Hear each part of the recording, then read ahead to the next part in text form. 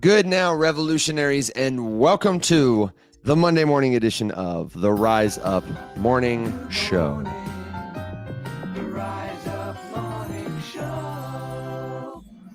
We've only got a few more chances to play that jingle in 2024 before we say goodbye to the year forever. Can you believe it's almost 2025, man? I mean, like, yeah, but also no, but also just like hurts. I swear it's still 2023. Yeah, oh, here goes my camera. I was thinking about that the other day. I have never had that phenomenon happen where like I write the wrong date, on my checks or anything. But I do now start to have it happen that I just can't remember what year stuff happened. You know what I mean? I'm like, oh, when was that? What year did I do that? Yeah. When I was a kid, I gave people shit for that. I'd be like, how do you forget that? Yeah, well, and now I'm at the point where I don't immediately remember how old I am when someone asks. Oh my God, me too, dude. I told my mom that the other day. I was like, I was really hoping that wasn't going to happen until I was your age, but apparently it's going to hit me in my 30s. Isn't that wild? Speaking of not knowing what year it was, you know what blows my mind? I'm gonna take me there. What blows your mind? So when you create, there's two very different kinds of people. When you create content on the internet and you post something, like, I am so paranoid every time that I made a mistake or that something was inaccurate. And honestly, that is like the thing that prevents me from posting most of the time. Like, if I'm gonna put up a video, it's because it's because I'm like, okay, wait, I need to like look it up one more time. Like, I'm not totally sure. I don't want to look like an idiot, posting fake or wrong stuff. And every now and then you come across someone who does that, and then you're like, hey, by the way, inaccurate. You're posting something fake or wrong, yeah. And they just like double down so hard. And there's this creator who, his name has escaped me. I just kind of found him not that long ago, and he does like personal finance content. And he posted something, and he stated incorrectly how capital gains and capital losses work. Okay. Like how Jesus, when you net, like, so the tax rate. If you make 10 grand in one investment, but you lose 10 grand in another, you're net zero. However, if you make 10 grand in one investment and lose 13 grand in another investment, you can take that extra 3 and you can offset your regular income. And that's how the offset thing works. But a lot of people think that you can only offset $3,000 worth of capital gains, not regular income. They mix that up. And it's a tricky little thing. So I point that out, and immediately takes the video down, sends me a DM. Thank you so much. I'm so embarrassed. I will refilm it and put it up. You're absolutely correct. And I was like, hey, dude, no worries. Happy to help. Fast forward to last night, some other person posts a video about, you remember, Evan, do you remember, here's a testament to how dumb this was. Do you remember when that crypto bill, that piece of like regulation, legislation sort of thing, redefined the word broker and everyone lost their shit? Yeah, vaguely. And I want to say, actually, there's another bill that's doing that right now, and DeFi could be in trouble, but carry on. But it's the same exact bill. Okay, it's from the IIJA, which I can't remember exactly what that stands for, but it's from November of 2021 is when this started. And it's the same thing. And minors were at risk of being placed in this category and whatever. And there was a video posted where basically just presenting all of this as breaking news from last night. And I was just like, yeah, okay. Hey, fun fact, this is like 3 years old. And they were just like, wow, try watching the video. And I was like, okay, good luck, sir. Are you talking about the, so hang on. Now I have to drill down into this, because we had a question in Discord the other day about, I think it was how taxes are going forward. US taxes specifically are going to require people to account on a per wallet basis versus a universal basis. And maybe I'm confusing two different things, but there was another question that somebody asked that prompted, that basically, who was it? Was it the coin tracker guy? I posted this the other day on Twitter the other day, The head of tax at Coin Tracker, dude's a CPA. He's legitimate. Let me look back in Discord and see if I can find this. It's a post from me. It's got a Twitter link in it from Evan Haslink. I'm sure it'll come right up. And he was talking about how this change in definitions, at least in the United States, is going to require decentralized exchanges to do KYC and AML. Hang on. Save me from myself, Alex, while I look this up. And everybody, if you've got a crypto question, let us know what it is. We'd love to help you. If it doesn't fit in a comment here, the best place to leave it is going to be in the Rise Up Discord server. That's where I'm going right now. I want to see what the hell did I post? I post too much, apparently. A little bit. A little bit. Yeah. So a couple quick things. We can cover the tether stuff for sure. And Xavier, good morning. I appreciate you being here. Sending a ticker with just a question mark. I don't know what you want from me. You got to give me a little more context. Yeah, but we definitely will cover the tether thing. The best way, if you want our thoughts on a token, is to let us know what you want our thoughts about. And then also, if you really want bonus points, that's right, man. Tell us your thoughts, baby. That's the oh, I was trying to give you a ding. That's the secret sauce. Wow, I post so much in Discord. That's all right. Basically, looking at these, a couple different reviews, and there's so many different rules about this. My issue with this video in particular was the way that it was like shared, because it was just like, you're now required to report your crypto taxes. And I'm like, okay. You've always been required to. This has been the case. Centralized exchanges have been sharing data with the IRS because they're legally required to operate in the United States for quite a while. They send you tax documents at the end of the year. Your TurboTax will do the same thing. There's lots of different ways that you are required to pay taxes. But sure, this is breaking news from last night that you have to pay taxes in the United States. Go off. Yeah, a lot of people think that because of the different properties of crypto that it might not be taxed, or that it might. And can we just say too that I have seen, the rumors and the suggestions and the vague platitudes about like canceling capital gains tax on American-based crypto companies or getting rid of the. Yeah. And people have been constantly using that as justification to like not sell anything right now. Even if all of that happens, which, spoiler alert, it's not happening this year. Like the tax policy for 2025, the tax law you are all going to be, that we in the United States will all be under for next year, was written a while ago. For the entirety of the last 4 years, we've still been under the tax plan that Trump put in place 5 years ago. And then, that is up for next year to rediscuss and change. But like, this stuff doesn't happen in December. We don't set tax law for the next year. And it certainly doesn't happen in the calendar year. So even if all those wildest dreams come true, which I can't even begin to fathom what the fight in Congress would look like if someone tried to do something as insane as abolish the IRS.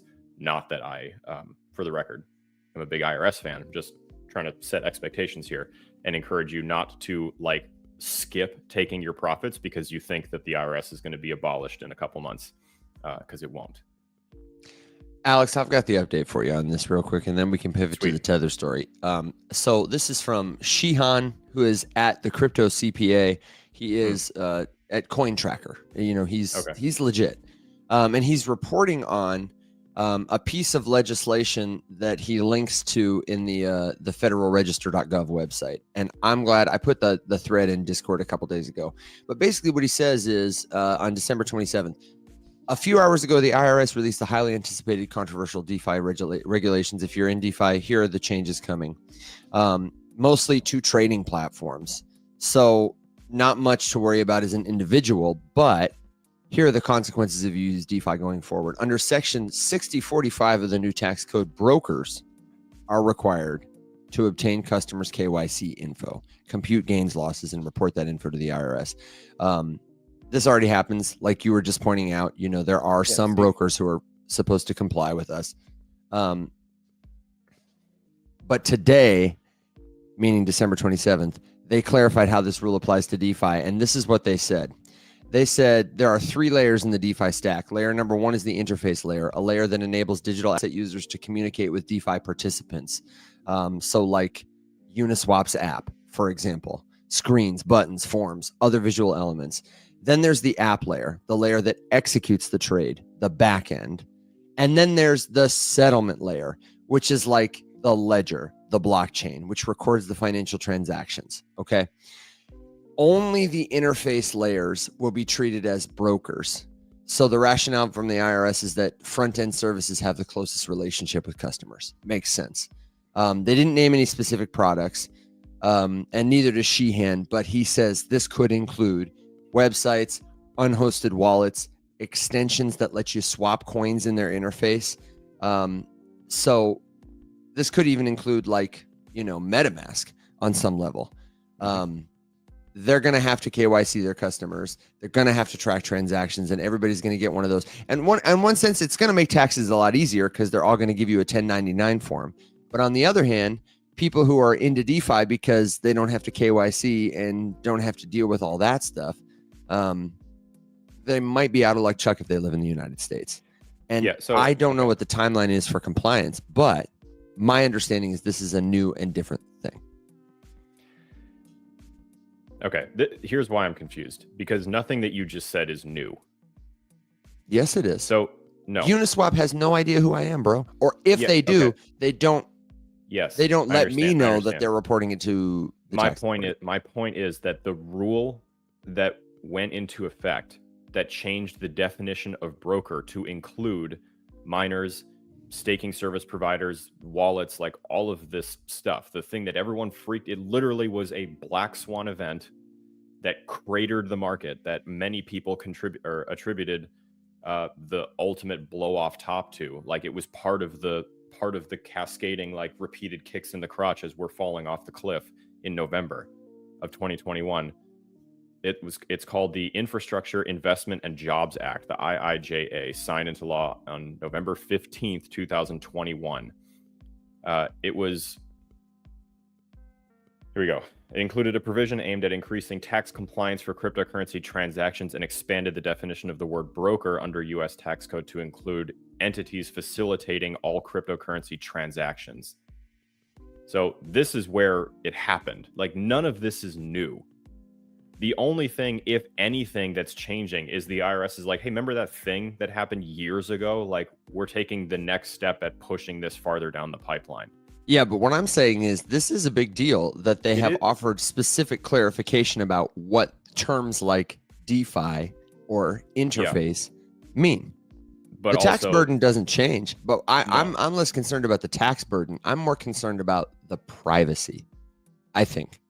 So but that's what I'm saying. Like the reason that this was such a big deal is because the thing that they're requiring, this like identity verification on behalf of wallets or whatever, is quite literally impossible. Like you can't KYC on everything. It's going to take so long to redo all that stuff. I imagine. Do you really think so? Oh yeah. Think about because the way that it was written, the vagueness of the definition of the term broker in that bill, and I'm literally reaching back into years ago of my already rough memory, so I'm gonna have to our rough memories look up some stuff and confirm. So please feel free to fact check me because this is all very public information. There were all sorts of immediate red flags raised by like validators and all sorts of different DeFi services and DEXs and all of this stuff wherein like entire rewrites and rebuilds are required. And there have been already lawsuits and I'm sure that there will be more because it's essentially this is going to just push everything. I mean, if you want to talk about like what's the rule that's going to push everything out of the United States, It's not the fact that you have to pay capital gains tax. It's not the fact that like, hey, the playbook for like what you're allowed to shill people is a little bit murky. It's literally this, where, hey, if you want to operate in the United States, you need to rebuild your entire protocol to accommodate this one bullshit definition change that is already vague to begin with. And I don't know. I'm having a hard time. I'm not trying to say that this is not huge. It's very bad. For some companies, though, it's just the not U.S. news. market is their market. Like, I mean, this is news. What I'm talking about is news. Like this clarification of what constitutes a DeFi protocol. I feel like that's I'm in the news. Twilight Zone. I feel like I'm living in the Twilight Zone. You're not. This is new. This is new. It's just not breaking. It's years old. No, Alex. You and I are talking about two different things, and I don't know if I'm miscommunicating. But this is a piece of legislation. Watching me lose my mind right now. I know they are. I'm telling you, man. I am reporting on a document. I think we're miscommunicating. Send me the thing. I will send you the thing. I'm reporting on a document that was released days ago that clarifies brokers, according to probably the thing we said years ago. Yes, but it is what imposes this troubling requirement to report, which I am concerned about, and I think enough people are rightfully concerned about, because the example I would use well. Like, I don't want this to come across as me saying I'm not concerned. No, but I think it's less of a nothing burger than maybe, or less of a slow to. No. I think this. I don't know. Could it be reversed? Okay. Of course. But in a world where KuCoin has effectively said, "Hey guys, we're not going to serve you anymore," and I get it. The U.S. is not their primary market, but for a company like, I don't know. I'd have to look at the metrics. For a company like Phantom, this would probably be very concerning. You know what I mean? If their customers are. This is all I'm trying to say. And maybe I could very easily be just not saying this part clearly either. I'm very concerned. This is a big problem.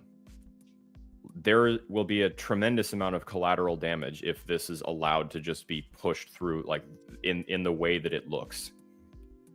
My point is, though, that it will beget lawsuit after lawsuit after lawsuit, because quite literally, the ability to mine Bitcoin in the United States is in question because of this. The ability to run a staking service provider, to run a node, is in question because of this. I don't think so. Not in this one. Okay, so when you run a validator and you are facilitating people who stake with you, and then you pay out rewards, you have to KYC everyone who enters your staking pool now and send them a 1099. Yeah, but that's gonna, I mean, this is my point. I don't think it's gonna, if I had a rig in my garage and I was like, Al, throw me some ETH, I don't think that would be treated the same as Lido. Would. According to this language, it would. The interface is, if the interface is me shaking your hand and you sending me some stuff in my MetaMask wallet or something like that, or like delegating to a node through another interface that I host, then like that interface would be the thing, or wherever I do your payouts, that would be the thing. But I don't know if it's just you and me handshaking and I'm sending you stuff to your wallet. But we're not talking about peer-to-peer. But like who that's not Lido, for example, who's operating at that scale? And I don't know. I mean, I get it. Anyone. That's the point. There's no scale defined here. It's not like as soon as you cross X dollars or X users. Yeah, but what I'm saying is like, I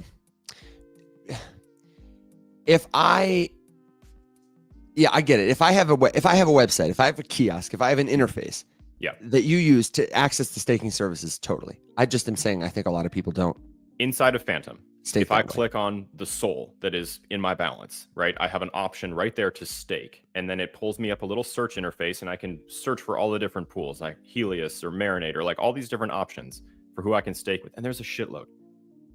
And I pick one at random, and I delegate my SOL to be staked with this person. That person's pool or that company's pool is now the one. No. Lido is the one, not that person and their company. Lido's not the only one. Lido is the interface, though. And what these people have, this law has clarified, there are 3 layers to DeFi: the interface layer, the settlement layer, and I forget what the third, the interface, application, settlement. interface is the one that is going to incur the burden of collecting the information because they are the ones that have the closest relationship with the customer. So if I'm a node provider and I use Lido's infrastructure and Lido hosts a website where you can come to my node and click to delegate to me, Lido is the one that's responsible for getting your information and doing KYC. That is the clarification of this new rule. If I run a Bitcoin mining rig somewhere in a warehouse in Texas, who cares? Me and my good old boys, we're trading wallet to wallet. You're helping me fund that way. I maybe I'm sending you a 1099 if you mop the floors for me or something like that. But unless there is a website that people go to delegate tokens to my operation, I don't got a KYC. Lido is the one that provides the interface. Uniswap is the one that provides the interface. They are the ones upon whom the responsibility. I can still sign up and have a node and host it on their site and do whatever. Okay. But I don't have to collect that information. So as a small business owner, it's not my problem. It is my problem because Lido's going to have a problem with it, but it's not my problem. But again, Lido is not the only staking service provider. No, I'm just using them because they're popular. Popular, huge, the biggest by far with assets under management. But there's a metric shitload, is my point. And every single one of them. That's right. And that will crowd them out. That will suck for them because Lido's going to be like, sure, we'll do it. And everybody else will be like, I can't. And that is exactly the part that's just one avenue for lawsuits to come up is we're encouraging or facilitating a monopoly for a company that can easily handle this kind of thing and eliminating the ability for a small business to operate. All of this is my point. My only point. Yeah. We do agree. And I think that we're trying to fake an argument because you and I never disagree on anything and we're excited that we can debate something. But again, my only point here is that calling into question the definition of the word broker with regards to entities or individuals that facilitate cryptocurrency transactions is not breaking news. And it's driving me insane that we're all pretending we're seeing this for the first time right now, when I have been stressed out about this for literally 3 years now. Yeah, that's my point. That's my only point. the look on your face. Okay. I still think we're talking about a different thing. We want to change that? We can move on. My Exact Revenge says fake argument win. Yes. Yeah. I've gonged us. We're gonged. We're dinged. I'll buzz us if we keep going. You want to talk about the Tether FUD? Because I think people do have a lot of questions. That's another thing where maybe we this is a really good topic. Do you want to lead off on this one? Because you found that really helpful editorial on LinkedIn that sparked a lot of good conversation. And the link for this is in the Rise Up Discord server. Yes. While Alex is talking, I'm going to pull it up and I will get a link on the screen for TikTok. Okay. I'll have one just a second for StreamYard. But that's where all the best conversation happens is Rise Up, the Discord server, discord.gg/riseup. We'd love to see you there. I'll say too, just before we get too deep into this, whenever every single year, every few months, honestly, there's Tether FUD. And so I'm at the point where whenever someone tells me the newest round of Tether FUD, I always, and this might not be the best thing because maybe one day something's going to happen that is going to just absolutely crater it and put it at risk of the ultimate DPEG and we're all going to lose our shirts. Right. My reflex though is oh, here we go again. Every time someone's trying to tell me oh, this thing is going to kill Tether. It's people have been trying to take out Tether for so long. Everyone hates Tether. And what I think folks don't realize is that there is when you look at power in the world and ask yourself critically, who has power and what is their interest in what I believe? I think there is a vested interest for people who have power in our system now, our financial system now, to want you to FUD Tether. I think it is not a good thing for most centralized banking infrastructure that stablecoins facilitate so many transfers peer-to-peer around the world. Tether is a big threat to them, honestly, truly. So they want you to believe that it's going away. They want you to stop using it. And I hate conspiracies, but generally speaking, people with power don't like that you're not using their solution. So I get it. Sorry. Did I miss you? No, you're good. Are you arguing with someone? No, just 100% neglecting. the chat over here. I'm not neglecting it. I'm with you. I'm with you, folks.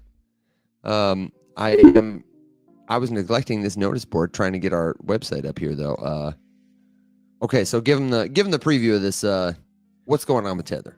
So basically, the story here is that in the European Union, there's a set of regulations or a set of rules called MICA, M-I-C-A. And I'm going to pull it up because I cannot remember off the top of my head what it stands for. I can't remember the acronym either. And I hear people pronounce it all kinds of ways. Yeah, MICA, whatever. It's markets in crypto assets. So it's basically just the European Union's market rules for cryptocurrency.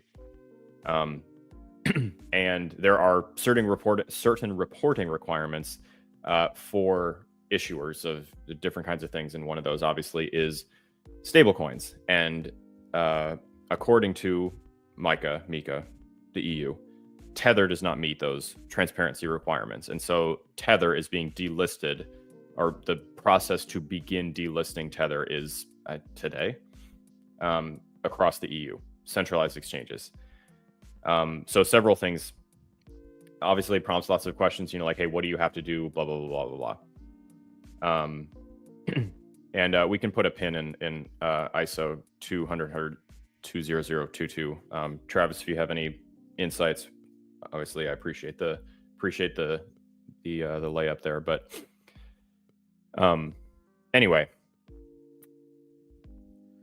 basically all that's happening here is like big centralized exchanges are not big. Centralized exchanges in the EU are going to start delisting Tether. It's a lengthy process. It's going to take a while.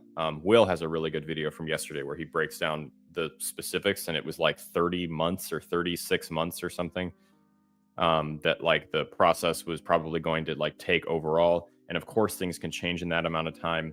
New governments come in, they could change rules about this, that, the other thing, whatever. Tether could change something. I think it probably depends on like how much volume they would be losing. And I was trying last night to figure out the breakdown in like stablecoin volume in Europe or in the EU rather, compared to the rest of the world. And I was finding just really inconsistent numbers. And so I'm not confident in any of them to be accurate. I also have found inconsistent numbers, but I'm curious to hear what numbers you found, because I have come to a ballpark of several million, probably less than 500 million, but more than 100 million, which sounds like a lot of money, but is honestly peanuts for stablecoin. That's what I seem to see in a lot of different places that appear. Is that what you're seeing? Like somewhere in there? No, different. This is why I'm like, I don't know what these numbers are, but they were, when I say ridiculous, I mean like ridiculous. Like this one chart, for example, and I immediately discounted this because like, this is insane. Had a breakdown of like stablecoin volume in the United States at $2 trillion annually, and in the EU at 40 trillion annually. And I'm like, who wrote this and put it on the internet? This is insane. And then the next thing I heard was like 34% of all stablecoin volume is in the EU compared to the United States. And like, okay, well, already here we're at like opposite ends of a giant spectrum. And I'm trying to, I have not found anything that I was like, looked at and was like, okay, yeah, this sounds legit. So there's certainly, what I do know though for sure is that Europe as an entity has it's somebody's asking about like, so Tether's going to become regulatory compliant. I'm sure they'll change their tune. I don't think they really care. I think it's like KuCoin with US customers. I think most of Tether's customers are in Asia, Africa, South America, and people right now there are doing billions, big time billions in volume every month, sending stable coins, generating so much money for them. Europe, it's like a drop in the bucket for them. I don't think it would be enough to justify changing their whole business model, jumping through all the hoops that MICA requires. I don't think they're going to do it, honestly. Yeah, I agree. I think it'll really depend. I think that they would not do anything now, like to prevent it. I think they'll see, like, are we losing more than we anticipated losing, and then going from there. But also too, this is not to say that Europeans cannot access things in Tether. These are like listing requirements for centralized exchanges. But Exactly. a European citizen who is accessing a decentralized exchange through their software wallet is still going to have access to Tether trading pairs. Can we break that down just a little, Alex, to say, like, if you're using, I don't know what services there are in Europe compared to the US, like Robinhood, Coinbase, crypto.com. I don't know how prominent those services are there. But a centralized wallet is any website you go to buy or sell crypto that you access with a username and a password, versus like a self-custody wallet might be if you have a physical device where you hold your crypto, or if you go to a website for which you have a seed phrase, those 12 or 24 words that you might write down to remember, like how to restore your wallet. That means you have the keys. That is your wallet. You can take it anywhere and trade pretty much anything on any website that your internet provider will allow you to access. There will be ways for you to access and trade USDT. It is only those centralized exchanges who hold your crypto for you that won't allow you to access this. It won't just disappear from your wallet. Alex, have you seen about like withdrawal only status, or is it just straight up delisting for centralized exchanges? I understand it to be a delist. Yeah.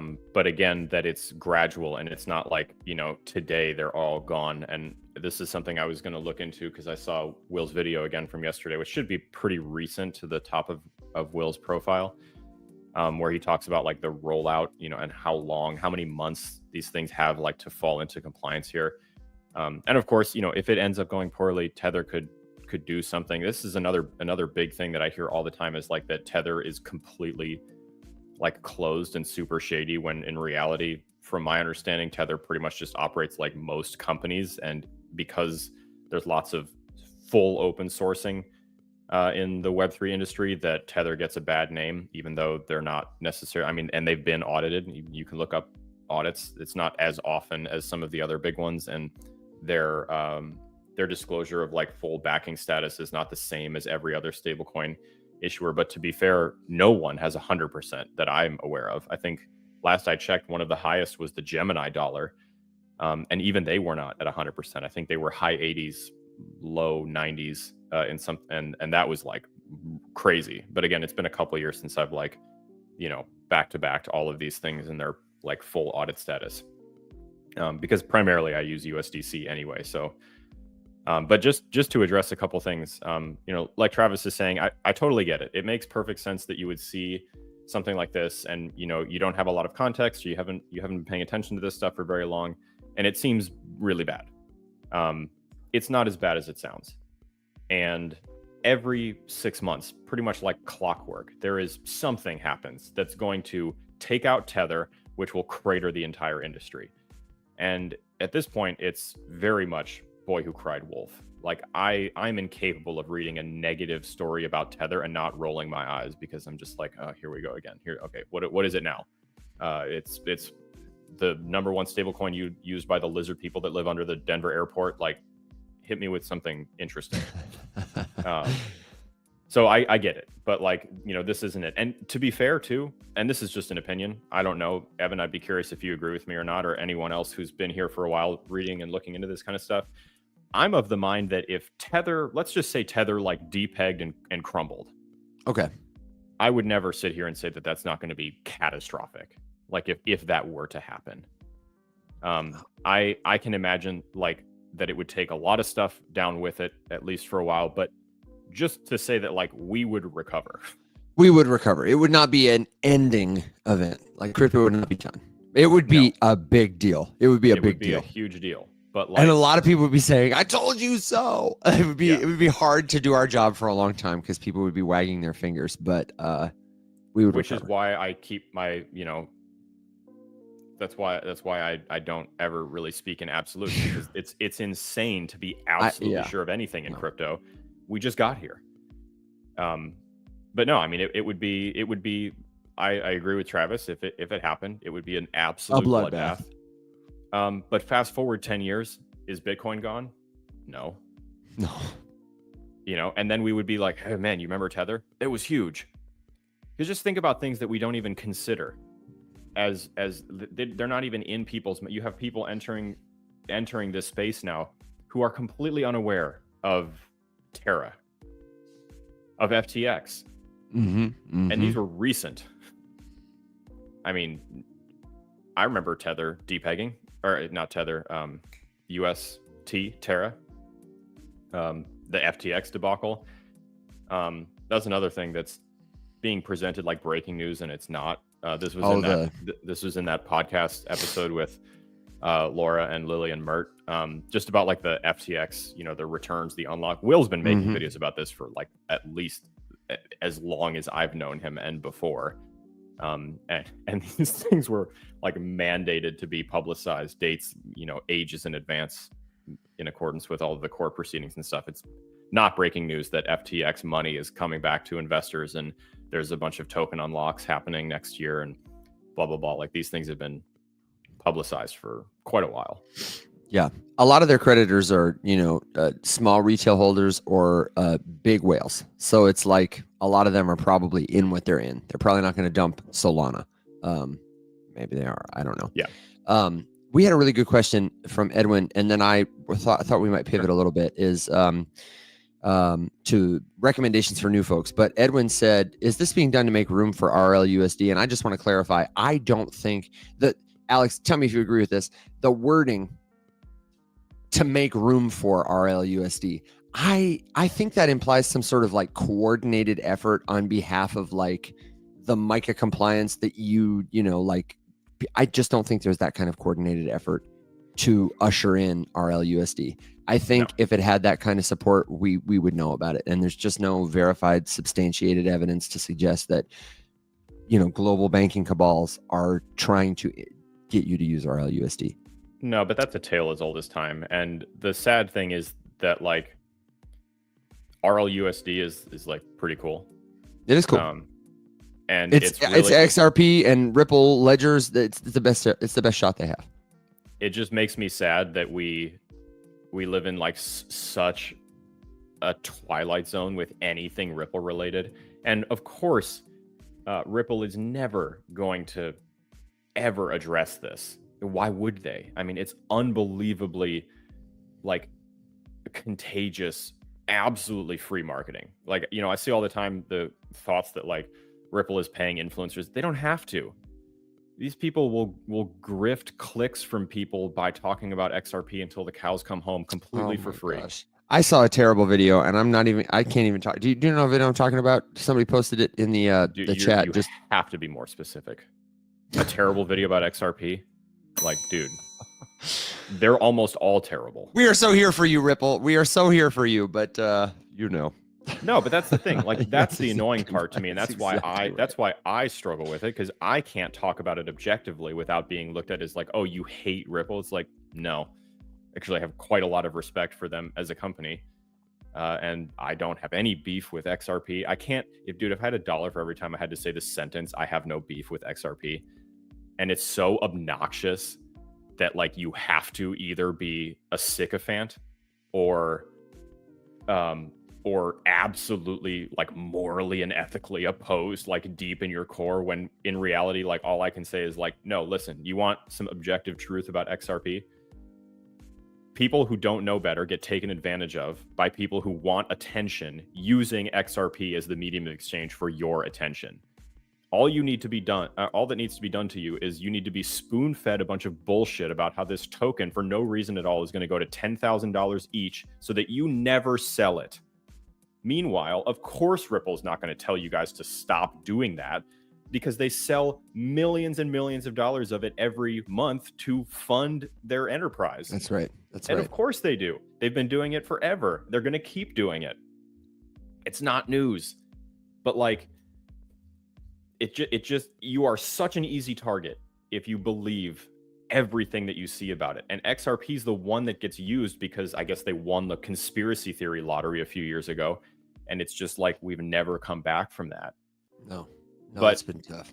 It's so sad to see, because I know that the only collateral of this is someone who has been holding it since 40 cents and just saw it go to almost $3 and didn't sell a penny of it because some asshat has been spoon feeding them that it's going to 10 grand.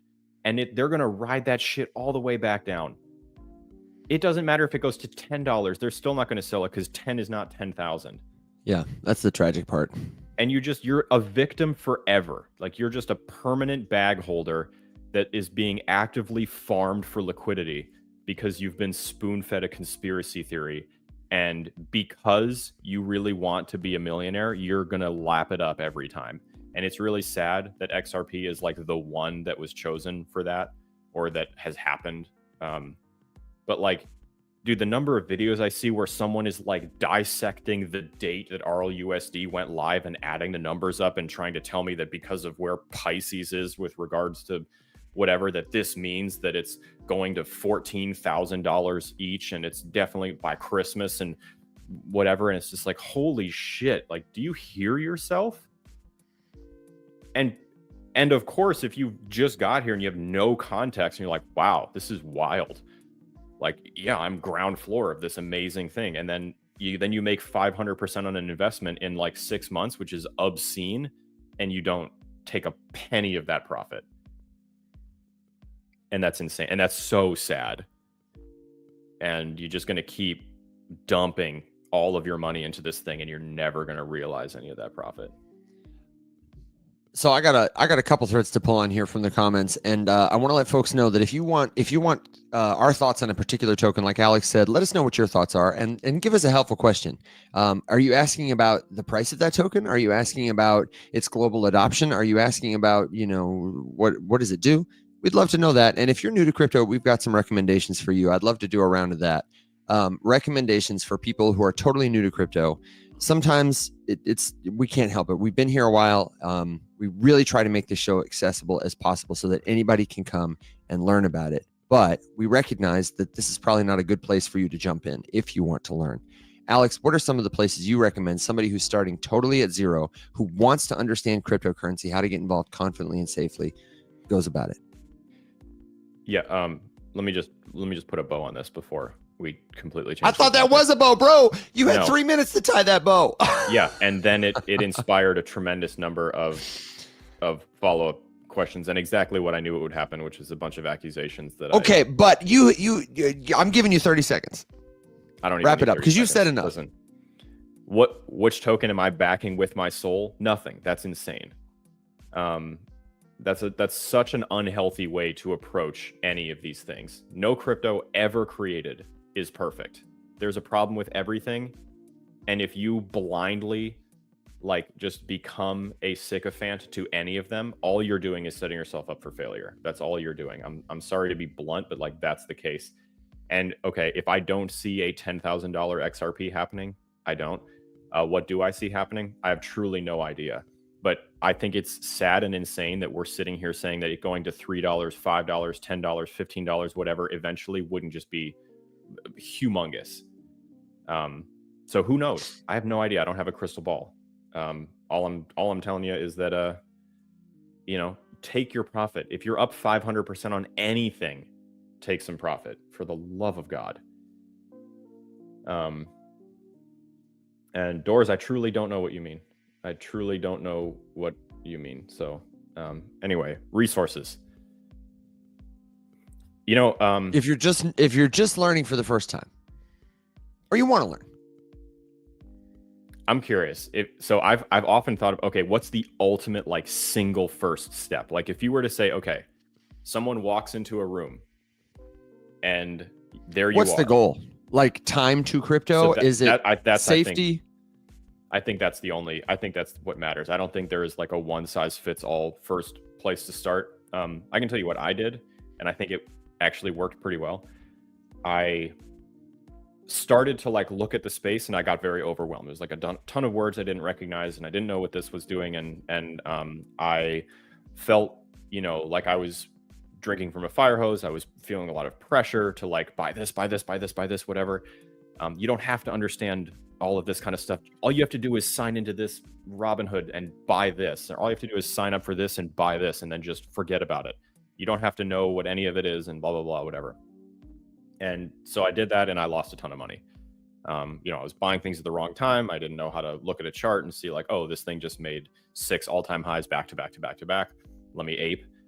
And so then I basically just like made a big blunder, lost money, took a big step back, and I was like, okay, what started all of this? Bitcoin. Let's read about Bitcoin. And I read the white paper and I wrote down every word that I didn't know, and then I looked all of those up. And every single time that I looked one up, I would find inevitably a new word I didn't know. I would look that one up. And then I did that kind of over and over again. And eventually I just kind of started to speak the language.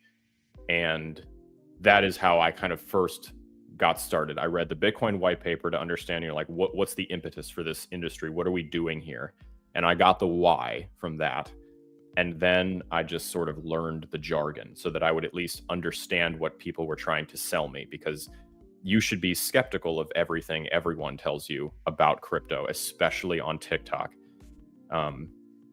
And I wanted to, the same reason, honestly, that I became a mechanic, because I didn't want to be able to be swindled by the guy at, Jiffy Lube. I wanted to know what they were talking about. So I learned how to speak that language. And that's it. So there's a lot of really great places that you can do that. The big exchanges have like learn platforms, and I think Coinbase's is the best. It's the most robust. They have the most stuff. So coinbase.com/learn, kraken.com/learn is like the newer one that I'm kind of getting excited about, because they've added quite a bit of stuff. This isn't sponsored by either of those. It should be, though. No, but it should be. Keep plugging them for free. But yeah, those are great. And I like how they kind of organize all that sort of stuff. But honestly, the other big thing that I think is truly worth, and I'm working on the guide for it, the PDF guide for it, something I think is truly, truly worth it is to train a GPT, Gemini, Claude, Perplexity, some sort of large language model thread. I use ChatGPT personally to help you research, to just, be able to, you got to fact check all the stuff. They're still not like 100% accurate information and all that sort of stuff. I wouldn't take like buy recommendations from it or anything like that, but it's really good at, give me the definition, compare these two things. Like explain consensus mechanism to me like I'm 5 or we're whatever. Almost at that point though. Birex, AI agents, we're almost at that point. Sorry to interrupt you. No. And what's the name of that one? I posted a link to it. Dude, there's so Nebula. many. Did you see that one? Actually, no, I don't think so. You keep talking. I'll look it up. Yeah, it was neat. I haven't looked into it at all. Just saw like a Twitter with, like a movie trailer. Yeah. Kind of thing. I'm doing all of you in the chat over here. I appreciate all of you for being here so much. And I'm so sorry that I'm just doing an awful job of commenting. I'm usually way better at doing chat stuff. Oh man. I'll take a breath in a second and scroll through, but listen, I got the TikTok chat over here. Our friends on YouTube and Twitter, I'm so sorry, because you're getting the short end of my stick, because I can only focus one place at a time. But I'm with you, Bob. Do I know something's hanging off my shirt? Yes. A very convincing graphic. Anyway, that's how I would start. I do think that everyone should read the Bitcoin white paper if you haven't. It's pretty short. And as far as like overly technical documents go, it's not bad. And you will undoubtedly read words that you're unfamiliar with. And that's a great place to kind of start that initial, like homework assignment. Like, here's 30 terms I don't recognize. I'm going to look every single one of these things up. And that's a great reason to start training like an AI thread to help you too. You can just copy paste the whole Bitcoin white paper into it and say like, hey, I'm going through this for the first time, trying to learn about this industry so that I can be a smarter investor. And blah, blah, blah, blah, blah, whatever, help break this down for me. Like, help me go through this document, copy paste the whole white paper into a ChatGPT prompt, and then ask it to, simplify it or identify all of the crypto specific technical terms that are present in this document and then define them for me. You can do all of that with these threads, and that's really cool. Alex, if someone was like, I think the reality is that most people asking this question, you got to do a little interpreting. I think most people asking this question don't want to learn as much as you want them to. I'm very aware of that for sure. But I guess my point is just that you don't have to. Like, I'm aware that I might be more curious about the intricacies and all of the little tiny nuances in here. But like the reason that, even right now with the markets doing whatever they're doing, I honestly haven't looked at the price of anything today. The reason I'm still massively in profit on every single position is because I care about that sort of stuff. I'm sorry, like I don't want to pull But the you don't punch. have to be in That's what it profit. is. You don't have to be in profit. I agree with you. That has contributed to your success. I think some people just want to know how to buy Bitcoin.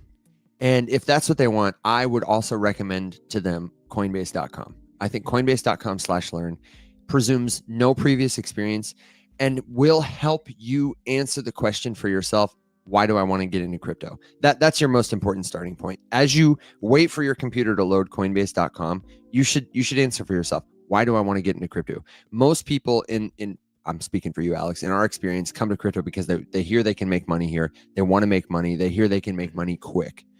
And Coinbase.com is a great resource because it will dispel you of some of those myths and rumors about how quick or easy it is to make money here, how risky it actually can be. And also we'll show you like a quick, simple way to get started. It is briefer than we are. But if you would like to learn from a person, we're live Monday through Thursday at 7 a.m. We've got the Discord server to help you out. It's a free place to come, ask questions. And it's probably a better place. Coinbase is probably a better place if you want to spend 5 minutes while you're on the toilet learning what is blockchain and you just want it all in one place. Or how do I buy Bitcoin, and you want it one place where you can create an account and buy Bitcoin right now. Coinbase.com is your best friend. Kraken.com is your best friend. But if you are like, oh man, I had some Bitcoin and now I want to figure out how to get XRP, and I heard about MetaMask wallet, and what's that? What's a seed phrase? That you need a community. If you want to learn about crypto at a deeper level, you want to become a sophisticated user or investor, you want to stay safe. If you want to avoid scams, there are so many scams in the crypto space, especially if you're a person who's like, I'm smart, I'm tech savvy, scams aren't a problem for me. I would highly encourage you still to join a community of people that you can double check things with. Hey, I saw this website. They have an AI trading bot that's going to help me grow my money passively. Does this look legit? Has anyone else heard of this? Because 99% of all the scams in this space are avoidable. But it takes a little bit of like wisdom, a little bit of acumen to understand what you're looking at if you're seeing it for the first time, and having other people in the room with you, so to speak, around you to kind of give you the benefit of their perspective. That's immeasurably valuable. You will save so much time, so much money, and accelerate your journey that way. So I recommend, like Alex does, that anybody takes those steps, gets a GPT thread, but also gets in a community. And our solution to that is the Rise Up Discord server. We'd love to see you there. Alex, I know the chat is flying and I want to defer to you to say where should we take it, but will you remind me to come back? There was a really good question earlier about like price versus value. We had several thoughts about this. Is that an okay place to go next? Yeah. Did you lose a dog or something? No, I've been debating internally about the best way to keep expanding into, as the community grows, as more people arrive and more people are interested in learning about this sort of stuff.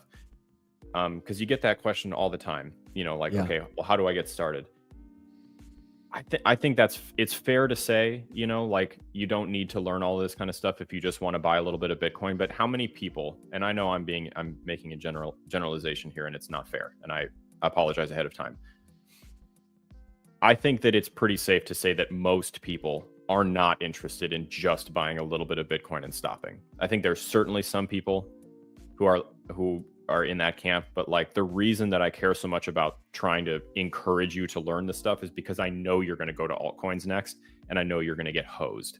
Yeah, absolutely. And like if you want We've to seen this avoid movie. that, I was the main character in my own rendition of that movie. Okay, I lost money, and then I recovered it, and the way I did that was by learning. But also, like, it's just insane.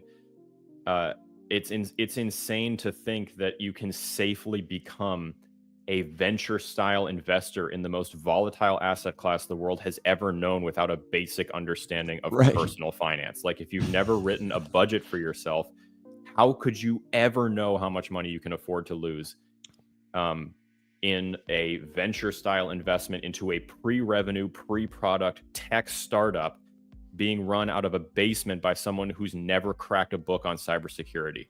If you're going to take that risk and you don't have a few hours to sit here and read some like tedious definitions to like learn what these terms mean so that you can start to put together when someone is lying to you, you're gonna get hosed. And sure, you can pay the tuition of crypto and lose your shirt and then figure it out next year after you're now in a much worse financial position. I just think that's bullshit. You don't have to do it that way. You can learn it beforehand. You just have to care. And if you care enough to gamble on altcoins, I'm sorry, but you have to care enough to read about how they work and why they're being sold to you and why most of them are garbage and why almost all of them are going to fail. You know, like I just reject the premise that you don't have to do some significant research. Like anybody on earth who is a successful investor did not just happen into it and get really lucky a couple different times. Like they understood finance, they knew their own situation, they knew what their risk tolerance was, they knew how to buy these assets, they knew how to sell these assets, they knew why they were buying any of them. And there's way too many people in crypto who have no clue what their personal budget is. They have no idea how to define a risk tolerance. They have no idea what the risk difference between Bitcoin and TARS AI is. Yeah. And they're treating them the same thing because some asshat on TikTok said the returns on an altcoin are definitely going to be better than Bitcoin. Don't waste your time with Bitcoin. It might only double. You know, and then they get hosed. And it happens every time. And I'm just like, I'm angry and tired of watching people just lose money because they're just being led astray by really shitty teachers who have no business like creating content. Like this is where I fall into the camp of podcast equipment needs to be more expensive. That hilarious bumper sticker. Sure. You know, it's expensive, man. But yes, it needs to be more expensive. So let's give people their first lesson right now. This question of price to value is exactly what Alex is getting at. If you want to be a successful investor in crypto and you don't just want to buy Bitcoin, but you want to buy other stuff, maybe stuff that's not listed on Coinbase, maybe something that you learned about online, then you really need to understand startups. You got to start thinking about each of these crypto That's tokens. Such a great point. That's such a good point. Yeah. As representing a company. A startup company, like Alex said, is usually pre-revenue, which means I don't know if you're doing this anyway, Evan, but can you do your little, because you have a great breakdown of, you know, how those get there when you define, you know, like venture style investing, because that's what all of this I'm gonna break this down. Okay. So a startup is any company that usually is like one person with an idea and a dream for a product or service that doesn't exist yet. And you may say every company is like that. No, not necessarily. Some companies are like, I'm a food truck. I'm making the food right now. It's here. That's not a startup. A startup is, I want to build a decentralized solution for banking. Doesn't physically exist yet, or it might exist, but it hasn't scaled to the rest of the world yet. These are the Microsofts of the future. They start in somebody's garage with a hope and a dream for personal computers to be a thing, okay? And to get off the ground, these companies do two things, usually. One is they build a great product, saving as much money, working at night. This is called bootstrapping. They try to get this product in front of as many customers as possible and hope that it's just the best idea ever and that it will scale organically.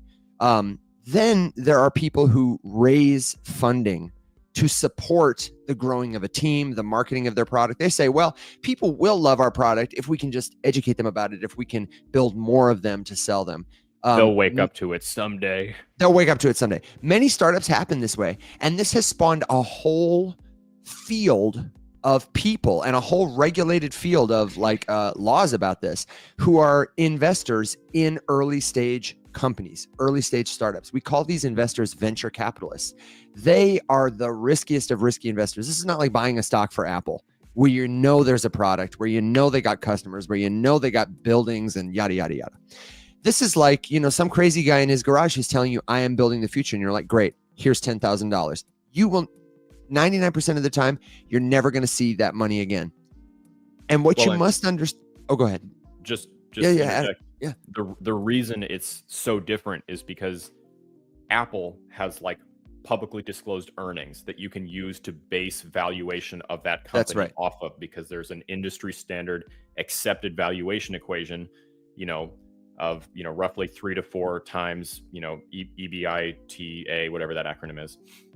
And in crypto, with a lot of these things like Evan is describing, that simply doesn't exist because you're pre-revenue and pre-product. So it's very hard, nigh impossible to appropriately value them, which is why you have this debate all the time, undervalue versus overvalue. And it's all speculative. It's all just, well, if this thing ever makes this product, it could be worth, X billion dollars. And that's the thing that gets most people wrecked, is because the overwhelming majority of startup companies fail. And so you're betting on tons and tons of these things before anyone has even answered the question if anyone's looking for the product that they're proposing. And let me clarify. That's where the risk comes in. Let me clarify too that crypto tokens have made it possible for the first time, largely. When the startup started, becoming a prominent business model and a model for investment, this was like the era of the internet. And rules popped up that, sure, if I'm your dad and you're building something in my garage, I can give you $10,000. Like, that's cool. But all these rules popped up about like who was allowed to invest in these companies. You had to be an accredited investor to give certain amounts of money to get access to this kind of investment opportunity. This was to keep everyday people from losing all their shirts. Because again, like Alex said, 99% of startup companies go to zero. Crypto has made it possible. It started in 2017 as all these crypto companies popped up. They would do what was called an initial coin offering, where instead of going to venture capitalists and selling like a big percentage of their company to raise money, because usually what they do is they'd say, hey, I'm building this killer company.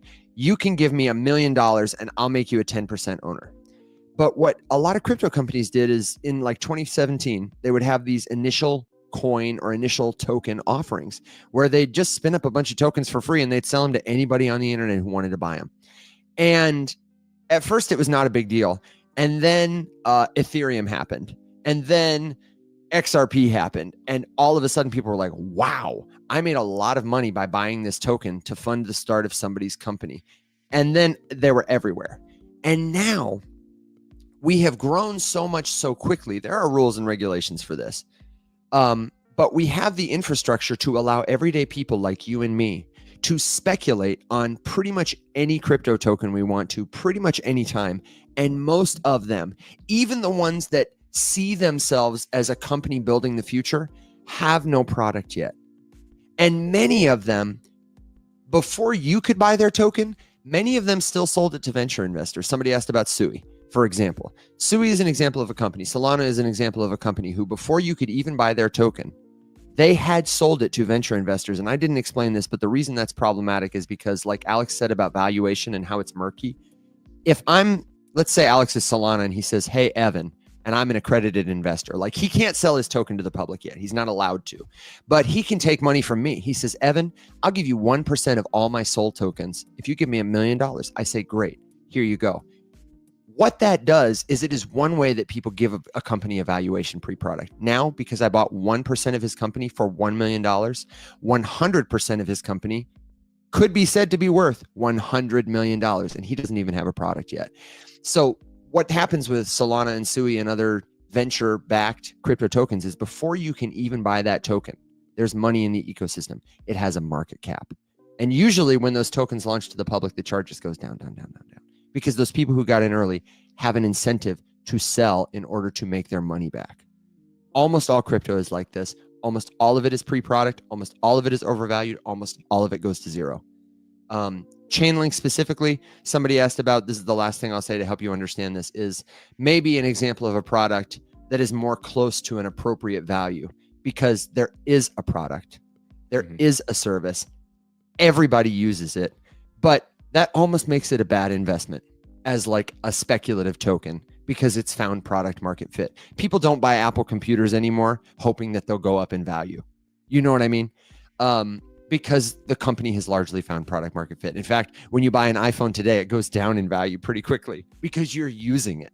Cars. Chainlink is much the same. Cars, etc. So there are some crypto companies that are being launched today that will become the Apples of the future. Most of them are, I like to call them pupos, Ponzi's, until proven otherwise. You should treat every crypto company like that. And knowing a little about startups and how they work will help you evaluate these crypto tokens to understand whether or not there's some future promise. Okay, Alex, I went way over time. I got to buzz myself, but what did I miss? You're talking to Mr. Rant over here. Listen, man, we're both on it today. So, actually, but that's an important lesson. No, it is. I went back through comments and took down a couple quick little notes. It was funny though. The other day, I meant to tell this story lightly. At least my sister texted me. She was basically, I was making fun of her a little bit, but it was a good revelation. And she does not, she's aware of all this kind of stuff, but she's not like spending all of her free time, reading and learning about crypto and losing years off of her life by reading about all these different scams. And essentially, she was watching a YouTube video where someone was describing multi-level marketing and kind of, exposing some common MLM schemes through the years and this sort of thing, and kind of analyzing how they work and how they prey on people and blah, blah, blah. And she was just like, do people like, maybe you should make a video or something about how like this could happen with crypto too. And I was like, do you have a minute for me to call you? Yeah. And I was like, I'm not laughing at you. I'm just laughing in general because you're 100% because I'd cry right, otherwise. But like, yeah, I'm laughing to stop myself from crying because you're defining about 98% of the industry. It's just schemes. Yeah, dude. And we're all like, 5-figure, 1-employee venture capital funds. That's kind of how I think of myself, Alex. I don't know about you, but I try to, that's who we're playing against. We are playing against a 16Z. The thing that I think is worth saying, and I was having this conversation with Neil in comments. I've had this conversation in lots of different ways with lots of different people. When we say things like this, when we say that buying crypto is a venture style investment, that's not saying that it's bad. No, the problem, the big problem, the thing that I think I would relatively confidently say leads most people to lose money in crypto who lose is the misrepresentation of the thing they're doing. It's a misunderstanding of what the thing they're doing is. At this point, buying Bitcoin is investing.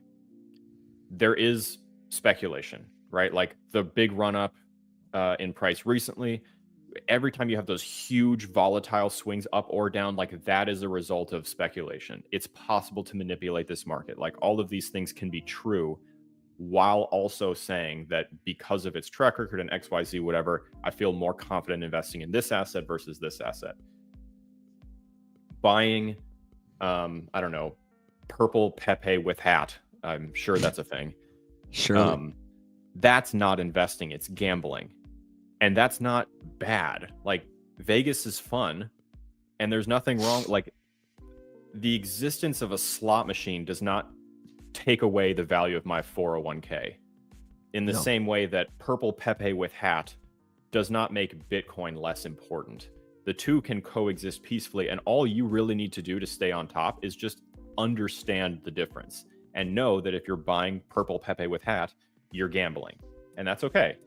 You don't gamble with rent money. You know what I mean? Well, and also if you're buying something like somebody asked about ObiCoin in the chat. Yeah. That's that one that guy on TikTok started talking about before you could buy it. And a lot of these venture style investments are presented to you before you can buy them, after somebody else has already bought in, because you are the way they make their money. Blockdag is another example. They had a killer website. They had tons of marketing. Chainlink, I feel like I saw that one everywhere before you could purchase the token or get a product. That is because somebody who gave them $1 million said, I would like to make $5 million back. I need you to market the hell out of this. I need you to bring a lot of people to buy this token because that's how I'm going to make my money. Is it a good investment? Possibly if they build a great product and somebody comes after you, but 99% of these companies will never build a product. The founders will make some money. The early investors will make some money, and you'll be stuck holding this big, heavy bag of tokens that nobody wants. And I mean, it's becoming more, hang on, there we go. It's becoming more understood, I think, which is great because this will help people not lose so much money, or at least the people who are taking the time to figure this out. When a new token, TGEs, which is an acronym that you might hear more about, it stands for Token Generation Event. It's the day that they make the token. It's the day that the supply becomes created and it becomes accessible. Like Evan said, there are pre-sale investors who are going to receive token at TGE, and then like publicly available trading will happen after TGE, after the token is created, of course.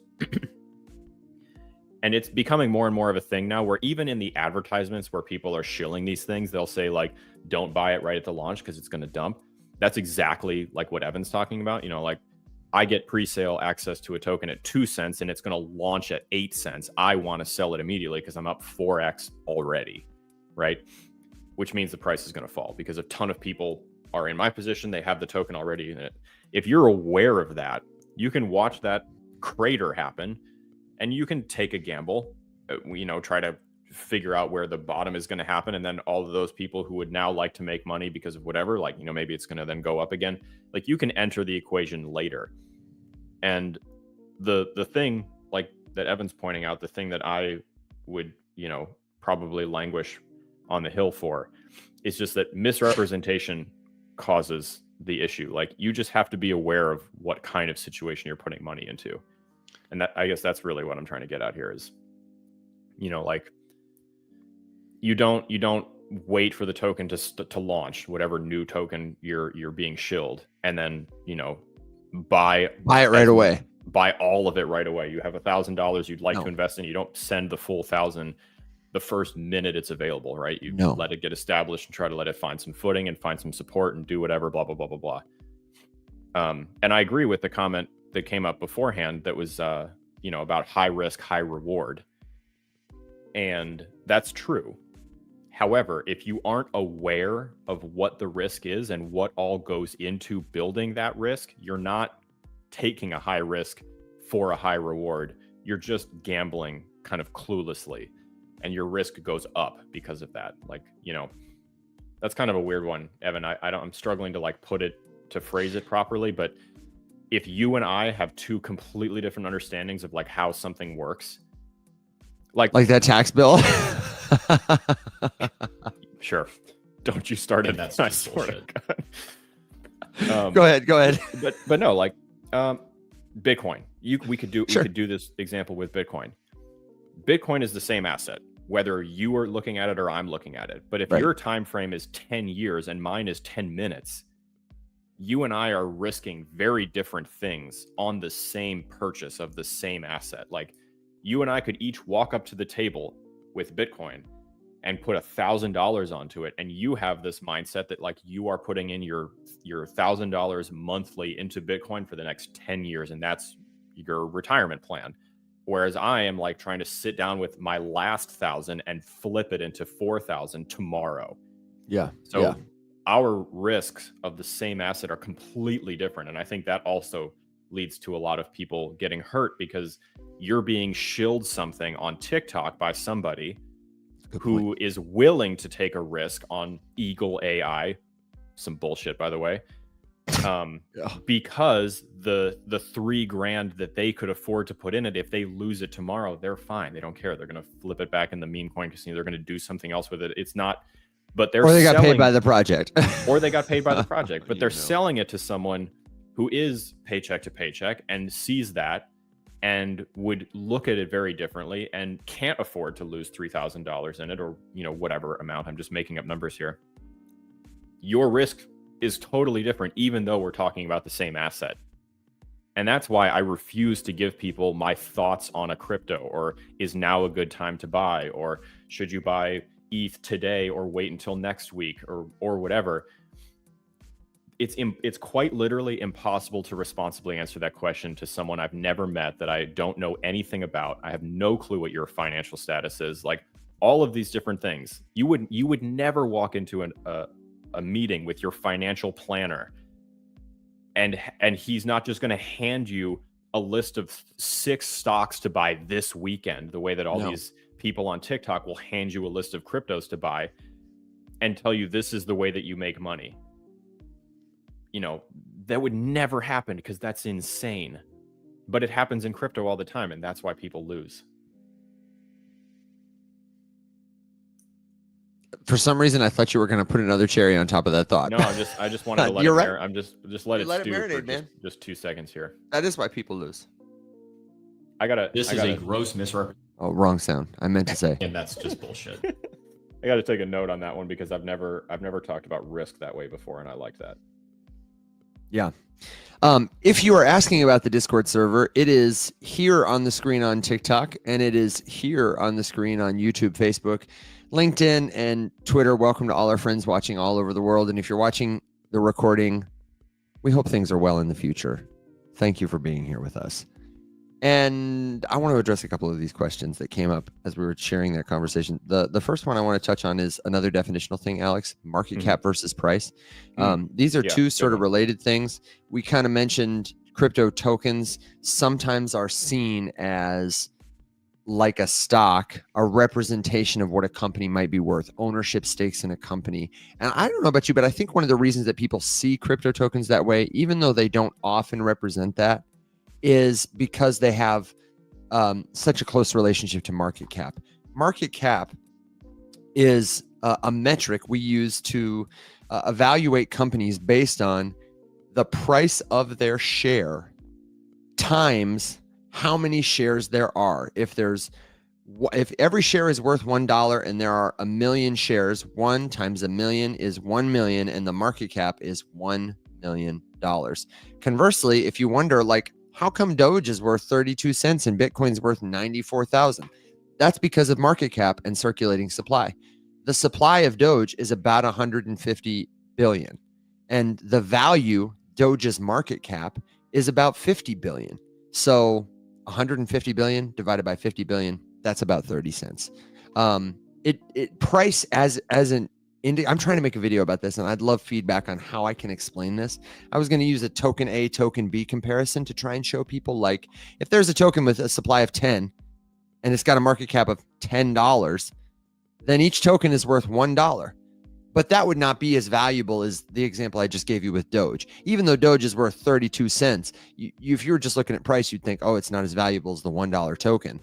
But it's a $50 billion thing. It's number 7 by market cap. So many people around the world hold it. It is infinitely more valuable than a token that 10 people hold by that metric. But I would like to help people understand that better, that like looking at price or changes in price is not helpful all by itself.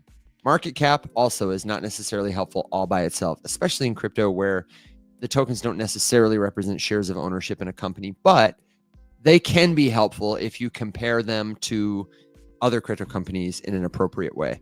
For example, if there is one company that does something another company does, whose market cap is very high, and this company is getting a lot of attention and traction, then you might have a reasonable expectation to believe that if their products and services continue to perform or outperform this company, that their market cap will increase and therefore their price will go up, and it might reach a target like what this company has achieved.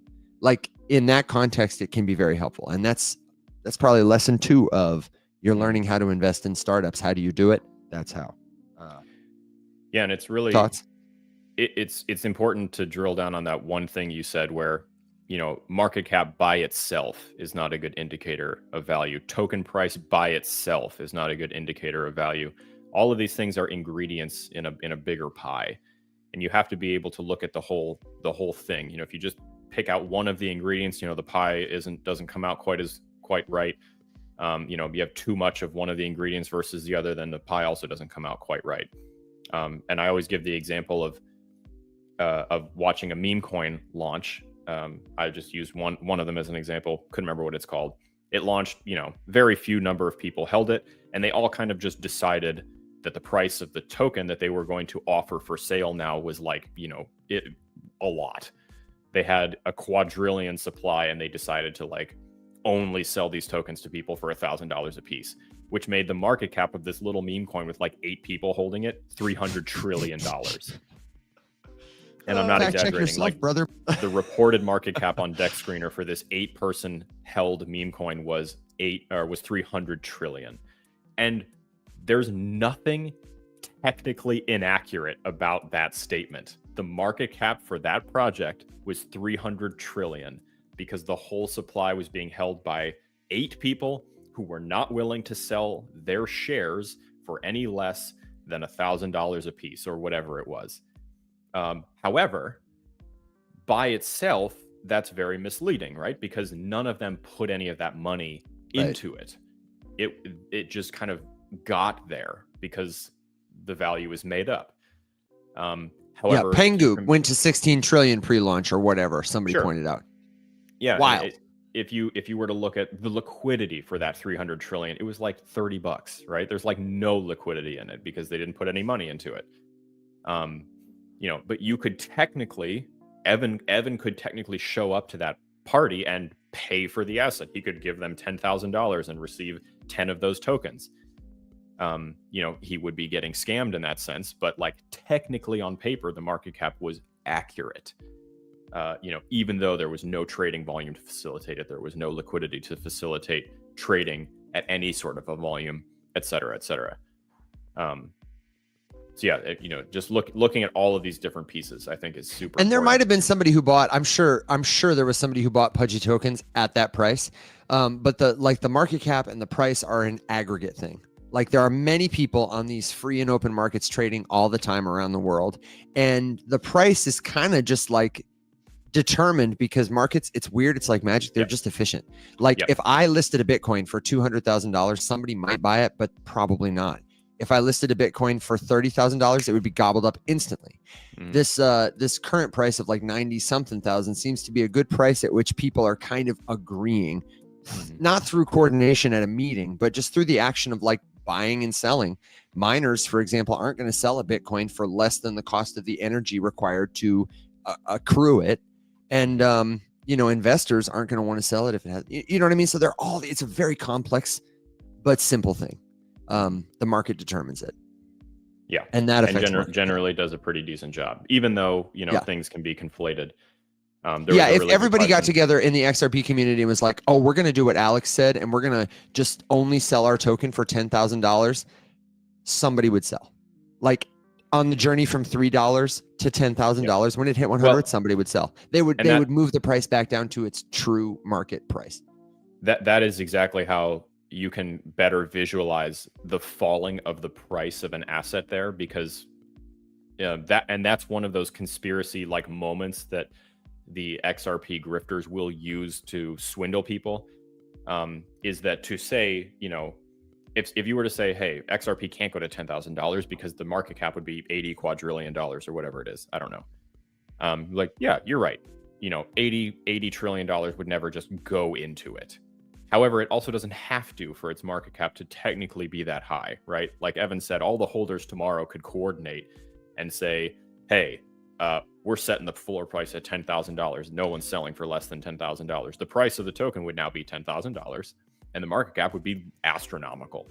Yeah. However, someone is going to be like, hey, I'll sell you mine for 9,000. And then someone will be like, well, I'll take 8 and I'll take 7. And it would just crater, because all of these people would be, even if they only went up to $5, they'd be making so much money off of their initial investment. They'd be okay with it. And that's what Evan means about the market equalizing and allowing the actual like accepted, because someone has to buy it at that price too. You can't just list it for sale and make the money. And so then, yes, the market would equalize. And that's kind of like a very exaggerated example of how you can visualize that. As well said. We have a couple good rapid fire questions, and I know you got some too. So go for it. Where do you want to take it? I've got a question about DAOs, and the most common question I've got is websites we use to research, or can you tell me how you do this research? Yeah, it seems like to be a common one. What are you getting? The websites to research without going into the whole rant. If you watch this episode back in the middle, we kind of go into a little bit more detail about it, but the big centralized exchanges usually have a learning center. Coinbase.com/learn, Kraken.com/learn. Those are really good places to learn.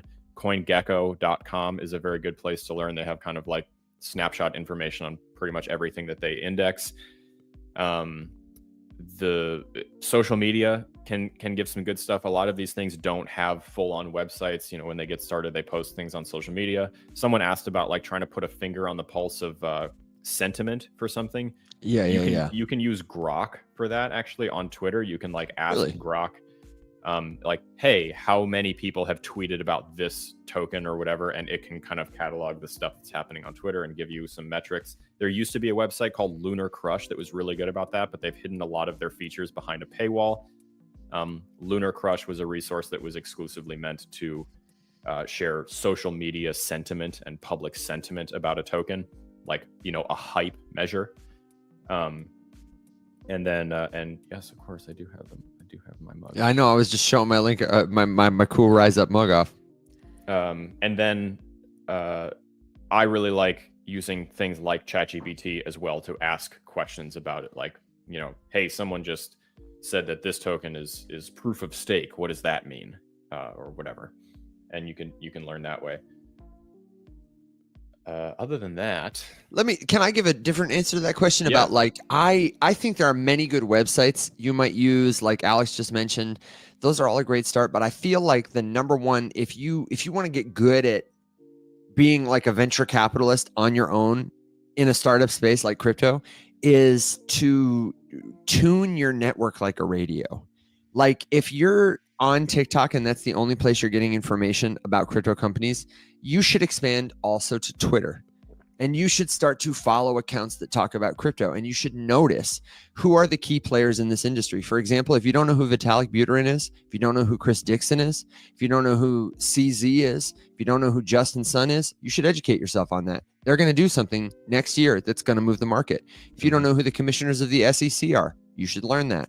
And you should create a social network that makes it easy for you to not change your whole life to learn this stuff, but just in the course of doing what you love and enjoy already, can encounter this information in a way that actually adds value to you. Because don't get me wrong, on Twitter, there's a million bot accounts pumping meme coins. Just like there are a million TikTok live streams you could watch where somebody's showing you a chart that says not financial advice and a 2-hour-old meme coin, and they're playing, got to pump it up. Hey, hey, you could tune your feed to give you that information. I don't think it's going to make you as successful as if you're tuning your feed to give you quality information about the movers and shakers of this space. I would say what I optimize for, Alex, is mind share. Like what are influential people in our space paying attention to and talking about? And also ease. Like I already create on TikTok. I spend a lot of time here. We built a whole community. And so by the time a piece of information gets to me through those filters, I just realized what time it is. Oh my God. Jeez, man. And okay. I absolutely have to leave. Okay. Give me a final thought and then get out the door and I'll wrap the show up like a dog and pony show. The final thought is that if you, like me, feel like you could continue this conversation for the next 6 hours and still not hit everything that you wanted to talk about, the Discord is the best place to go, where the show lives 24/7. And I was so wrapped up in this conversation, I did not even realize. I didn't either. I looked at when it was 8 o'clock and I was like, wow. I know. But no, I think that these conversations are so important. There was a really good question that I wanted to get to, which I will do a write-up for and put in Discord. It was, you know, what are like your top 5 steps or your top 5 things that you can note to try to determine a project's utility or future use case or potential for adoption. I have a lot of thoughts. I saw that one too. I'll do a write-up and put that in Discord. And honestly, that could even turn into a little free PDF. I'll turn it into a little napkin and post it for free. That's a good. But in the meantime, stick around because I'll give you a commercial for Alex's latest guide, which actually has a lot of that information in it. So, but yeah, no, I'll see you guys in the Discord. I'm sorry. Yeah, to dash, I'll wrap. Don't fret. I'll road. wrap this up. I'll get people on the road. I'll answer any lingering questions, and I'll catch you in there too. Okay. I'm sorry, Alex. I didn't mean to keep you, man. No, sounds good. And I'm It's just so fun. to be honest, I mean, just on the TikTok side, I can jump in as a radio caller. Okay, great, Here in great. a few minutes. So if you're Perfect. still up, I'll see you in a second. If not, Okay, I'll see you cool. bright and early tomorrow morning and in the Discord later today. And thank Sounds you good. everyone to hang out with us today. This was a fun one. Okay. Bye for now, brother. See you guys. Okay, so to wrap up this idea, that's the answer to the question. The top 5 things to note: how to tell if a crypto company is going to be valuable in the future, or like, is a token going to be worth your time tomorrow versus if it is today? You know, you're trying to determine like a date, you know, between Mr. or Miss right now and Mr. or Miss forever kind of thing. And that's the number one thing that I use to determine it is I have created a social network filter, and it's more of a qualitative thing than a quantitative thing. I was explaining this in Discord yesterday to our premium members in the lounge there, but I will give you the premium preview and tell you that's what I said was I have worked to, like, as a person who creates content around this topic, I have an outsized opportunity to get feedback on it. When the market came back big time recently, XRP and everything else were pumping. Bitcoin was over $100,000. You would not believe the kind of valuable feedback I got from people that told me how sentiment was changing. Every other comment I had was, bro, how do I buy XRP? I need to buy it right now. And I was like, oh, wow, this is being hyped up somewhere. So build for yourself the kind of systems that are easy for you to get quality information. And I recommend you start here on social media by paying attention to those people who are the most influential in our space, whose work in the past has been shown to create the technology that is at the center of our space. I'll give you some names again. Vitalik Buterin, the founder of Ethereum. Chris Dixon, the lead investor at A16Z. A resource we didn't even get to today that I can't believe we didn't talk about, that we will talk about this week, is there's a company called Messari, spelled like mess, like man, that's messy, A-R-I, Messari. Every year they release a report called the Messari Crypto Theses. They just released their report for 2025, and they have a ton of information in that report. They'll mention a variety of companies, the top trends in our space, and the top companies in those trends, like substantive stuff. And I want to be clear, you can make money here, even if all you're doing is speculating or gambling on like silly meme tokens. Like that's totally a viable way to make money. It's a different thesis. I would say Alex is interested in, looking at companies that'll probably be around tomorrow, at companies that are going to become the unicorn companies, the Microsofts and Apples of the future, because those are going to be the biggest, growth potential over the longest time frame. But there are some tokens that will be launched today that will do 1,000x, and then they'll be dead by tomorrow. I think it's a lot harder to try and find those. It involves a lot of gambling, luck, and speculation. But there are things you can do to create a more precise shot to lose less money on those things. And the best way to start tuning your network also is to get in a community. I don't know. Let me know if you can still see it on the screen. It looks like it's like weird here on TikTok, but for all my friends who are watching on the big screen, Rise Up Discord community is the place you got to go. It's discord.gg/riseup. Is it possible to get a written list of the important people to follow on Discord? This is on Twitter. This is on TikTok. Most of these people are public figures, and most public figures tend to use like Twitter, LinkedIn, that kind of thing. They're probably not on TikTok. They're probably not on Discord. You can get a list. I could make a list if that would be helpful for you. I'm going to say that. Make a list of people to follow in crypto. And I will post about it, but I will put it in the Discord also. And that's what I wanted to tell you about. Alex actually just did a guide about how to do your research, especially when the market is down. A lot of people only pay attention when prices are up, but that's not the best way to make money. Crypto, like any market, has cycles, times when everything seems to be up and times when everything seems to be down.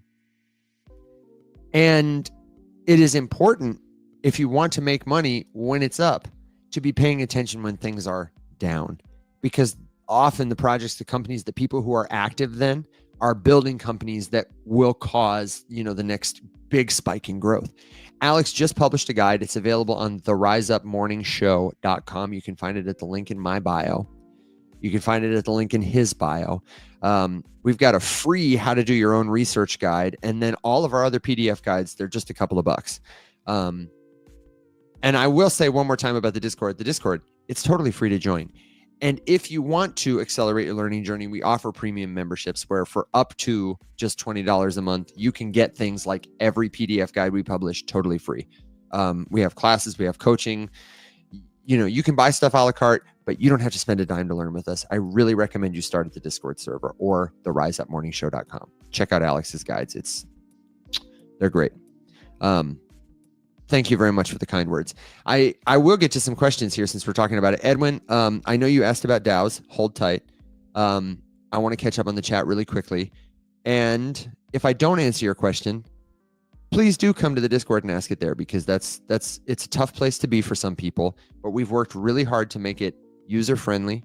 We have a general chat where you can ask any question. We have a Discord help section where we have a dedicated tutorial video that Alex and I did where we screen share our Discord server with you and walk you through how to use the different channels. I get it. You know, I was very overwhelmed by Discord when I first started using it, and we've tried to take that experience and relay it into our community's design. A lot of our members and a lot of our viewers would not consider themselves tech savvy. Many of them are over the age of 40. Many of them are over the age of 60. And it's a great place for you. All kinds of people. We would love to see you there. Okay, so I saw DL your question about gaming tokens, but I can't seem to find it. Would you mind asking it again? I would appreciate it. My mugs still have an offer on them for the VIP and stuff. I'm not sure what you mean, Danny. I'm so sorry. You can buy the Rise Up Morning Show Discord mug at the link in our bio also.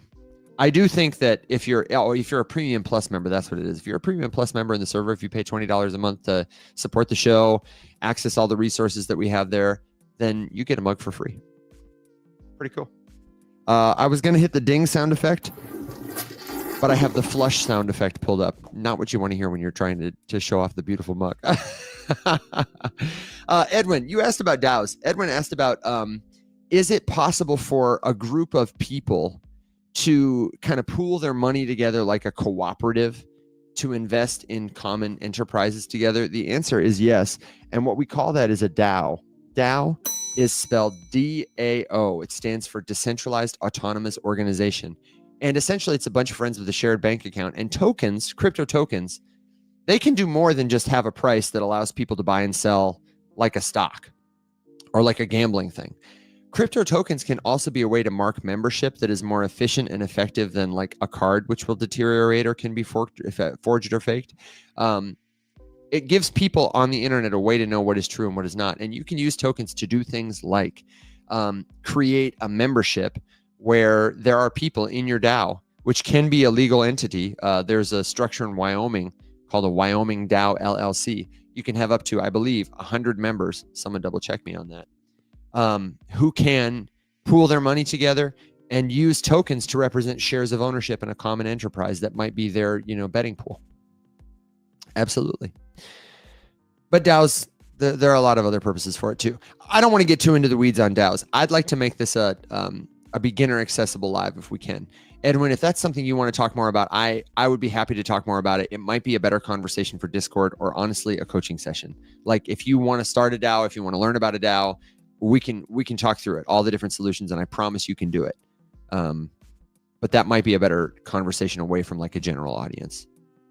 I would love to spend more time here answering everybody's beginner, especially now, now that Alex and I get so lost in conversation. We get so in the weeds together, and I absolutely love it. And I know you guys do too, but I want to help you understand crypto. We both do.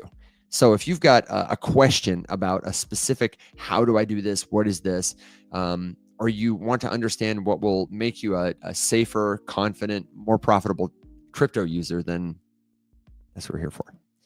What do I think of ETH iShares Ethereum Trust? I think Ethereum ETFs are going to be a bigger deal next year if, and this is pretty likely, if staking gets turned on. Right now, they haven't. Ethereum is a token that, because of the way it's architected, allows people to delegate their tokens to secure the network in order to earn rewards for transaction fees. We call this staking, and it's similar to earning yield on a bank account. The difference is you can earn some pretty high yields on crypto tokens, especially tokens like Ethereum, whose network is, big and used often by many people around the world, generates a lot of activity and fees. But instead of having a bank in the middle, the protocol collects those fees and distributes them to everybody who stakes their tokens. The Ethereum ETF has not offered staking rewards because that makes it, they have argued, a security. But Commissioner Hester Peirce at the SEC has indicated that it is likely in 2025 that they will, the phrase people are using is turn staking on for the ETH ETFs. I think at that time, the ETFs will blow up. Otherwise, they're just not that appealing a product. Why would anybody buy the ETH ETF instead of the Bitcoin ETF or instead of the Ethereum token? Like, that's kind of the question, what it's been so far. It's done fine, but it has not performed as well as the Bitcoin ETF or as well as the ETH token because investors don't have access to staking. That's what they're waiting for. What is the real expectation of annual gains based on a 2-cycle hold? I assume you're referring to the 4-year cycle. If you're in crypto spaces and conversations, you're going to hear people talk about something called the 4-year cycle, which I personally think is more like a broad macro thing than a crypto thing. I think the 4-year crypto cycle is tied to the macro cycle, by which I mean crypto follows to some extent the world economy. If there's war, it's bad. If there's stimulus, it's good, whatever. But I don't necessarily think it is helpful or wise to try and attribute cause and effect to everything that happens in the crypto market, because predicting the future is less about like what caused that thing that happened. How can I anticipate it happening again? It's more about what seems likely or inevitable. It seems likely and inevitable that devices will continue to get smaller and eventually will integrate with our bodies. Like, that just seems to be the direction things are going. I am not going to bet on all of us having a giant TV strapped to our head in 10 years. That just doesn't seem likely. You see what I'm saying? So in 2 to 4 years, I think the only thing I'm confident saying is inevitable in terms of like holding your crypto tokens. I think a lot will change about the regulation in our space. We'll get a lot more clarity. I think there will be many innovative products introduced that help people understand crypto not only as like a new form of money, but also a new medium for expression. Crypto will look less like money in the future and look a lot more like language or painting or dance. I can use language to scribble in a notebook, to write the next great novel, to create a logo, to... there are many things you can do with words. They're a medium for communicating and making meaning with other people. Tokens, similarly, are a medium that right now we use mostly to speculate on things, but they will be used to help us verify information, what is true or fake on and offline. They will help us understand our identities, to communicate about ourselves in novel ways, to verify what is true on the internet and in real life.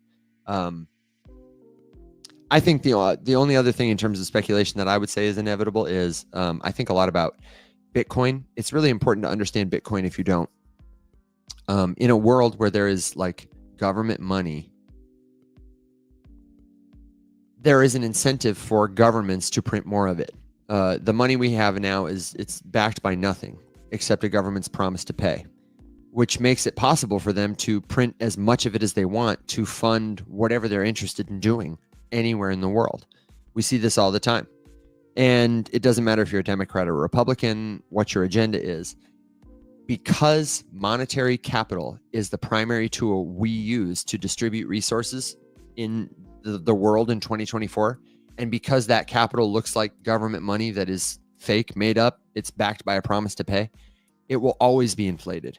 It will always be worth less tomorrow than it is today, even if they try to manage it with monetary policy. It's just, they're trying to manage it. It is designed to lose value over time. It is designed to make the people who have power want to preserve their power by printing more of it to use it. That's just the way it's designed. And crypto too is about design, incentive design. But Bitcoin specifically is designed to have a finite supply. Nobody can just willy-nilly print more of it. It is designed to be released only through a mechanism that is pretty energy intensive. It has grown a network of people who rely on it for peer-to-peer payments that are uncensorable, that are faster and cheaper than Western Union, and that meet a demand for freedom and privacy that government currency cannot. So in a world where we measure value in dollars, the finite, scarce resource of Bitcoin will always, always, always simply be worth more. In 2 years, will it be worth $1 million, $10 million? I have absolutely no idea. I think probably by 2030, it'll be worth $1 million a token. But whatever the price is, as long as we measure value in dollars pretty much everywhere in the world, or government money, the value of Bitcoin will always go up. Those are the two things that I'm confident in saying are true 2 cycles from now. Outside of that, everything is mostly, real speculation. I hope that's helpful to you. In terms of how much money can you make in crypto in 2 cycles, I don't know. How much do you have to invest? What's your risk tolerance? I can't answer that for you on a live stream. I could probably have a more helpful conversation with you about that in a coaching session, and I would be glad to do it, or in the Discord server over time. So don't hesitate to ask more, but it's tough when it's not a conversation. I need to know more about you personally to be able to answer that, Solom. Thank you for asking. As more retailers enter the metaverse, NFTs will be used or rewarded. I'm bullish on. I'm very bullish on mixed reality experiences. Like one day I'll have a pair of glasses that overlay digital information onto the real world. I'm not so excited about totally virtual experiences, like stuff that tries to take us out of our world into another world. I just don't think we have the technology for it yet. And I think crypto will integrate mostly with the stuff people actually value, like, and want to protect or want to verify or want to share. If somebody is a Swiftie, that's a part of their real life. They're not going to want to watch a digital avatar of Taylor Swift in the metaverse. They're going to want their concert ticket to be attached to an NFT so that if it gets burned or destroyed or lost in a move, they'll always have that NFT that represents the concert ticket. And Taylor Swift will always be able to, interact with that wallet if she wants to. Like, that's the stuff that people care about, where it crosses over into their real, tangible lives. Do we need to get a monthly sub? For what? No. You come watch the show Monday through Thursday at 7 a.m. and you can join the Discord totally free at discord.gg/riseup. We'd love to have you. Bitcoin is down to 91,000.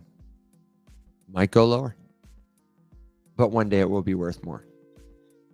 Oh, for a coaching session? No, you can buy them a la carte. But if you want to spend time with me, the way it works, and Alex does this too. He has coaching too. You can sign up at theriseupmorningshow.com. It's at the link in my bio. It's at the link in his bio. I do 30-minute sessions. They're $99, and then I have a 90-minute session. That's it's $400 for people who are not members. The reason it's $400 is because I absolutely cannot scale that. If I spent all my time doing that, I couldn't do this. So I got to limit the amount. Premium members get it for $350, and Premium Plus members, which is $19.99 a month, get it for $299. So the real secret sauce, if you want to spend 90 minutes with me, then you should go to our website and find our membership. We do memberships through Patreon. Sign up for a 7-day free trial, totally free, cancel anytime. I will not be sad if you sign up for that, book a coaching with me to save $100, and then dip out later. The 30-minute coaching is really oriented around, like, I have one issue question. I need to know how to send XRP from Coinbase to a self-custody wallet. That's a good 30-minute question. A good 90-minute question is, I want you to review my portfolio and help me understand, like, what I can do to research better tokens, stop losing money, or, like, I got scammed by somebody doing this. I need you to help me track it and trace it. Like that. That's a good use of a 90-minute session. I also want to tell you about, we have classes and recordings. Like, that's not the only way to hang out with us. You could start in the free Discord. You should start in the free Discord because most people's questions can be answered there. The next level is, we have live courses and recordings that you can take. And I think everybody should take these courses. We've got 4 of them right now. You can get the recordings for $15 a piece, or as low as $6 if you're like a premium member. You can, for $24 out the door, sign up for that free trial, get all 4 of these courses. It's a Web3 101. What is blockchain? Why does it matter? Kind of thing. How do I set up a wallet? How do I even buy cryptocurrency? How do I turn it back into cash? That's lesson 1. Lesson 2 is, like, the most common scams and schemes in the cryptocurrency space and how to avoid them. And there are many, and they will trick you. Even if you think you're pretty savvy. So it's helpful. 3 is how to DeFi. DeFi stands for decentralized finance. It refers to things like staking, all of the services that you rely on banks, Venmo, Western Union to provide to you now, that they take a big cut for, that now we can do peer-to-peer because pieces of computer code can facilitate the transfer with tokens on a blockchain, and we can trust them. And the fourth one is a portfolio principles class, which is like, if you're an investor, how do you start thinking about researching crypto tokens, building a portfolio? What is your time frame? What is your risk tolerance? How do you begin assessing these things, these startup companies, in a way that is actually helpful? I worked on those courses with Alex and Will. Alex wrote all the guides for them. They all come with a PDF guide. If you buy the recording, you can, watch it at your own speed. It'll take you a weekend to get through them all, and you will know more than 99% of all people about crypto, and you'll be out $25. But also, again, come to the Discord. It's totally free. And you can learn that stuff there. Not as quickly. It'll take more time.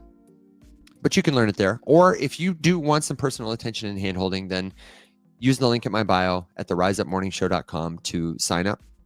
I would be glad to help you. I love doing it. And I had a coaching the other day with somebody who had been scammed. And this happens a lot. And it's like the weirdest roller coaster, because it starts out and often they don't know for sure that they've been scammed. And I have to tell them, I'm sorry. Thank you, Tori. Like, this is what happened to you. Your money is gone. And often in these cases, because of the nature of these scams, they build people's trust over time. These folks invest thousands, tens of thousands of dollars into stuff that just, is terrible. And, it's so a lot of them start off on a real down note, but then it's very fulfilling and good to have somebody be able to tell you confidently what's going on, to give you the next steps to make sure you're able to take any recourse possible. And then also that it never, ever, ever happens again. Like, it's very rewarding and fulfilling to be able to say to somebody at the end, like, okay, now we know what to do to avoid this in the future. You're never going to lose money this way ever again. And anybody who knows you can talk to you for 10 minutes and can avoid making the same mistake. So, not all coaching sessions are like that, but some of them are. And I would say, aside from the fact that that can be emotionally very tough, we do a lot of good work there. The people who trust us to help. Thanks, Alex. You talking to Alex? Where's Alex? Alex, come on up here. Aha. Yeah. We do. We go into the Discord. I'm in the Discord right now. I am not necessarily paying attention to it. I wanted to, wrap up and answer a couple lingering questions. But if you're not in the... Here comes Alex. Come on, man. The band is back together. You're calling into the Rise Up Morning Show. What's your question? In a surprising twist, I am one of my own impersonators. Dude, I saw Will yesterday said that he got a DM from one of my impersonators. And I was laughing because just last week, I finally, for the first time, got one of my own impersonators to DM me. Oh, no. And I sent it the Spider-Man meme, like pointing. I got blocked, unfortunately. Tell me why. Oh, man. Well, welcome back. I've just been answering a couple questions, and I was helping folks get in touch with coaching services.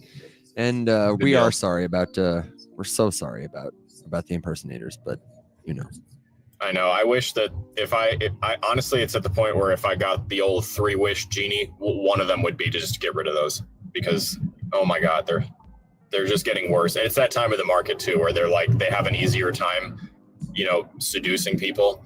So they're just like way more aggressive. And I've noticed too, that as we make more and more and more content, and we spend more and more and more time talking about them and how to avoid them, they're changing the language of their tactics as well. They try to steal phrases and things that we say, just to everything they can do to sound more and more convincing. And it's awful. So, I mean, truly, these are the only profiles, and they'll never DM you. So if anything DMs you, it's not us. Ever. We had a question. What's happening in the market this week? Rich Vibes wants to know. And I would say, I don't think you're missing any secret alpha. I think it's kind of a sleepy time before the inauguration of a new president in the United States. And I would say if you want something to do, wow, Alex, turn me up. Why don't you? Check out the Masari Crypto Theses. They just came out for the year, and we'll talk about them more on the show tomorrow. I just plugged them a second ago, but this is a great time. If you've got time and you would otherwise spend it looking at charts, you should do yourself a favor, download the 2025 Masari Crypto Theses, and then spend your time looking at charts, looking at that instead, because that is going to set you up for success in the next year to understand kind of where we've been in just a couple of minutes. Would you add anything else to that? Yeah, just to say that right now, market-wise, I wrote this down as one of the notes that I didn't get to before I had to leave. Markets don't like uncertainty, and there's quite a lot of that floating around right now. There's a ton of things that are like kind of all running into themselves. We have like shaky global economic scenarios kind of playing out. There's also an incoming administration that is the first one ever that looks like it could be friendly to the industry. So there's a lot of questions about, what weird or bad rules are they going to get rid of? What new ones could they put in place? Is this bill going to pass? Is that bill going to fail? Whatever. And there's just a lot of uncertainty. So I kind of imagine that we'll sort of be in this like chop zone market wise for a little bit, at least, until we kind of see how things play out. But because we're kind of like dancing on the edge of a knife here, it could tip either way. And any big news that's like super bullish could cause a little pump, and any big news that's super bearish could cause a drop. And I don't expect, anything huge to like put the entire market back on like an up kind of a trend. I feel like for now it's just going to be choppy with spotty pumps and dumps and stuff all over the place for a while, just because yes, it's true that the incoming US administration looks like it's going to be friendlier than anyone has been previously. However, there's also lots of economic uncertainty around some other policies that do not affect crypto, and I think that largely the markets would like to wait and see how those things are going to play out. Like there's a lot of disagreement about exactly what tariffs are going to do to the overall economic state of the US. There's a lot of questions about Fed interest rate cuts for next year and how many, and okay, are they scaling it back? Okay, what does that mean overall? And all of these different things kind of all contribute to this overall economic sentiment. Plus, it's still the case that you still have lots of people who are not feeling great about their personal financial status at the moment. And nothing really looks like it's going to change for any of those people anytime soon. You've got a platform that was run about reducing prices and XYZ, and then we had interviews where it's like, well, actually, it's really hard to drop those prices, so maybe not, at least not now. And tax changes are up in the. There's so many things that are just like all vying for attention. Whether or not they're going to be the thing that sends the economy up or down. And I think the cherry on top of all that is just markets hate uncertainty, and right now we are uncertain. So it's going to be tenuous and choppy until we have more certainty one way or the other. Yeah. Plus, we've had a lot of action upwards from Bitcoin and others. So when in doubt, zoom out. And if you are feeling shaky, uncertain, or unconfident, then that might be a signal that you are over leveraged. I saw a question just come in from Ahmad. Welcome to the show.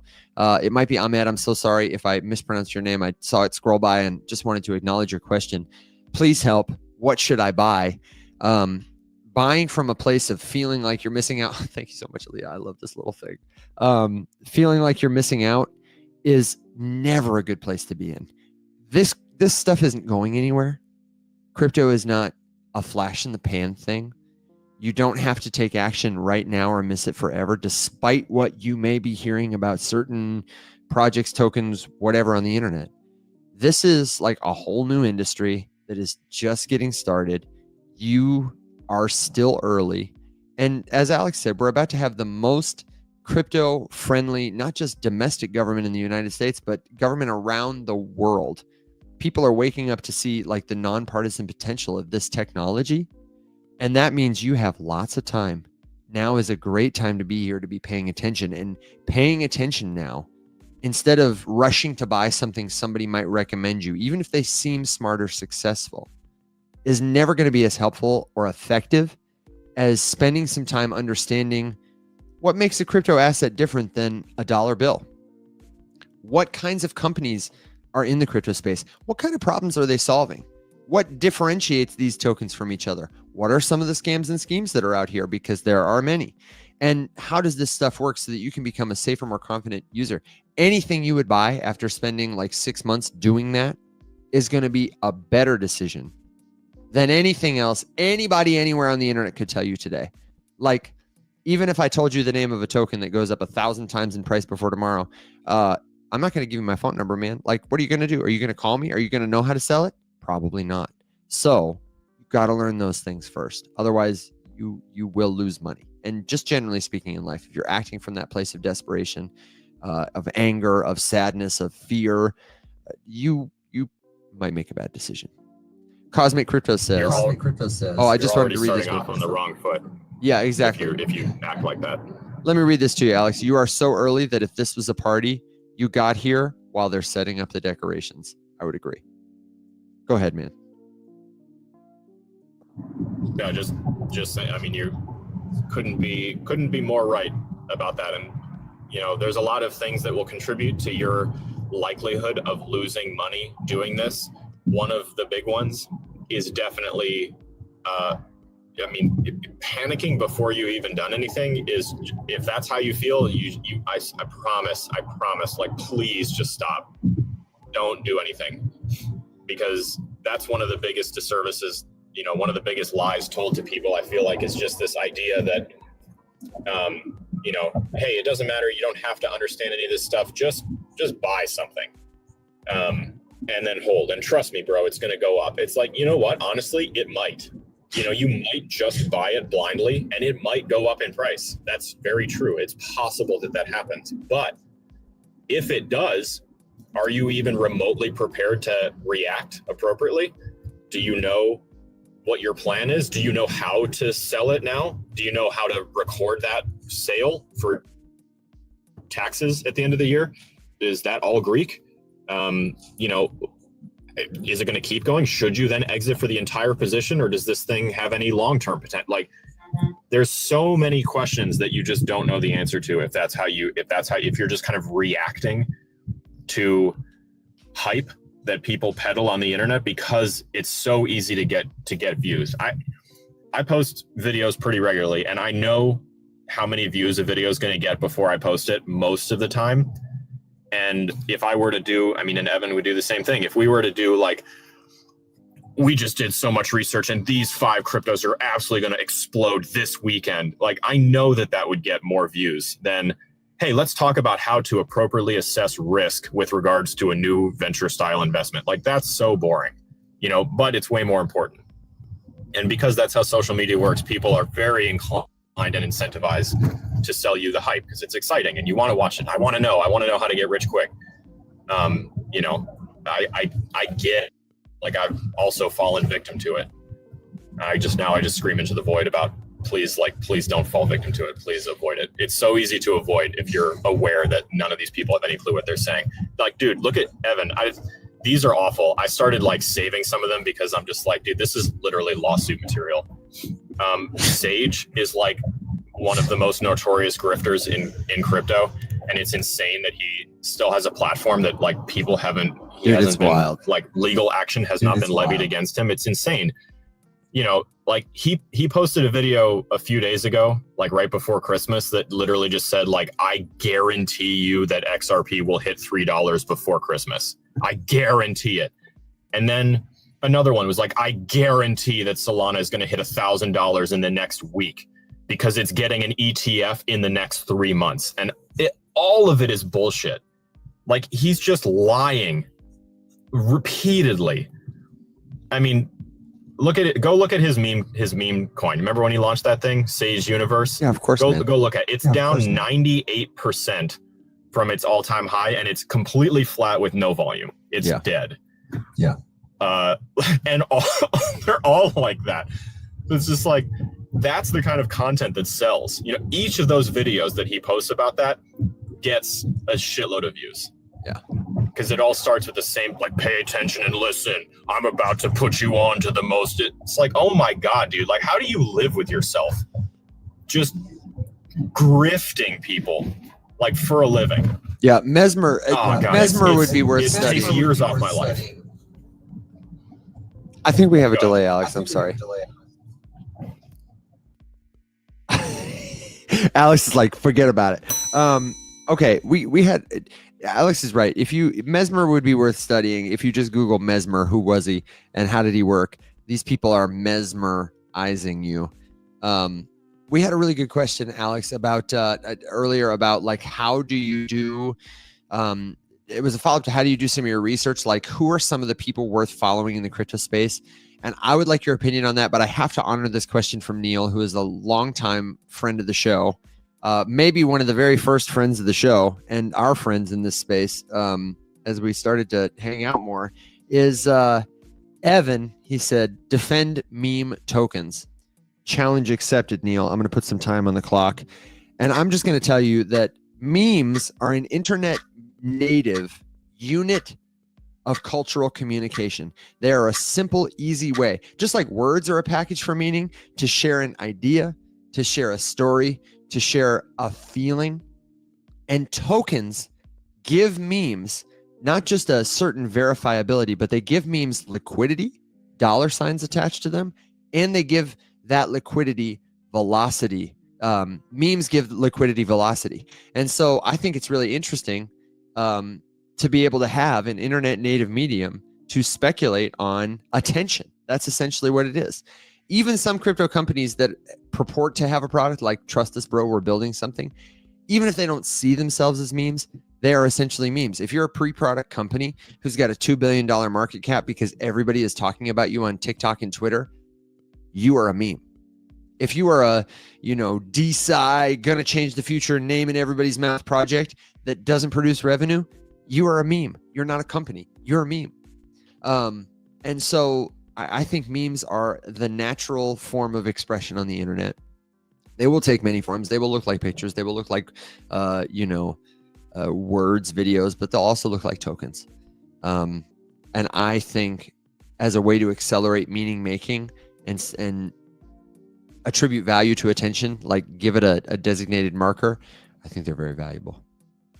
And also to like proliferate an idea. There's nothing better than a meme because it's primed for virality, for fast, easy sharing. And so if you had a cause for which you needed to incentivize fast, easy sharing, creating a meme token for it might be the thing to do. Creating a token for a thing that is viral would be valuable. I think the most valuable people in the future will not be like, I built Tesla. I think they will be the people who know how to repeatedly, strategically capture attention and can tie tokens and their reputation and all kinds of other things to memes, to viral things.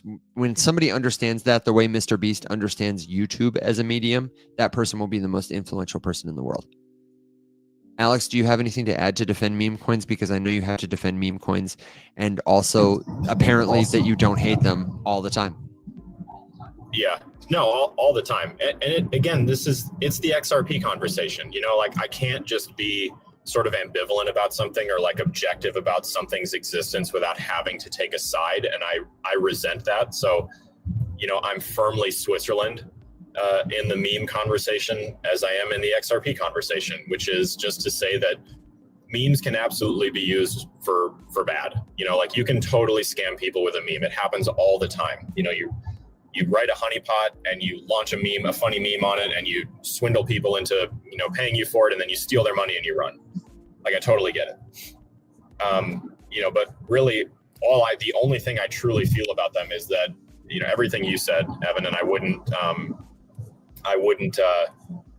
go so far as to say, that like I love them and I need them to stay around or anything like that. I just think that they will. And so the best thing that you can do is represent them appropriately, which is just to say that gambling is fun. It's okay. Like there's nothing wrong with going to the casino with your friends and, gambling $100 on the off chance that you might get lucky. Like that's okay.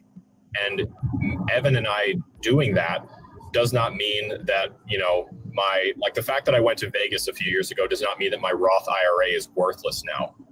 Those two things can coexist peacefully.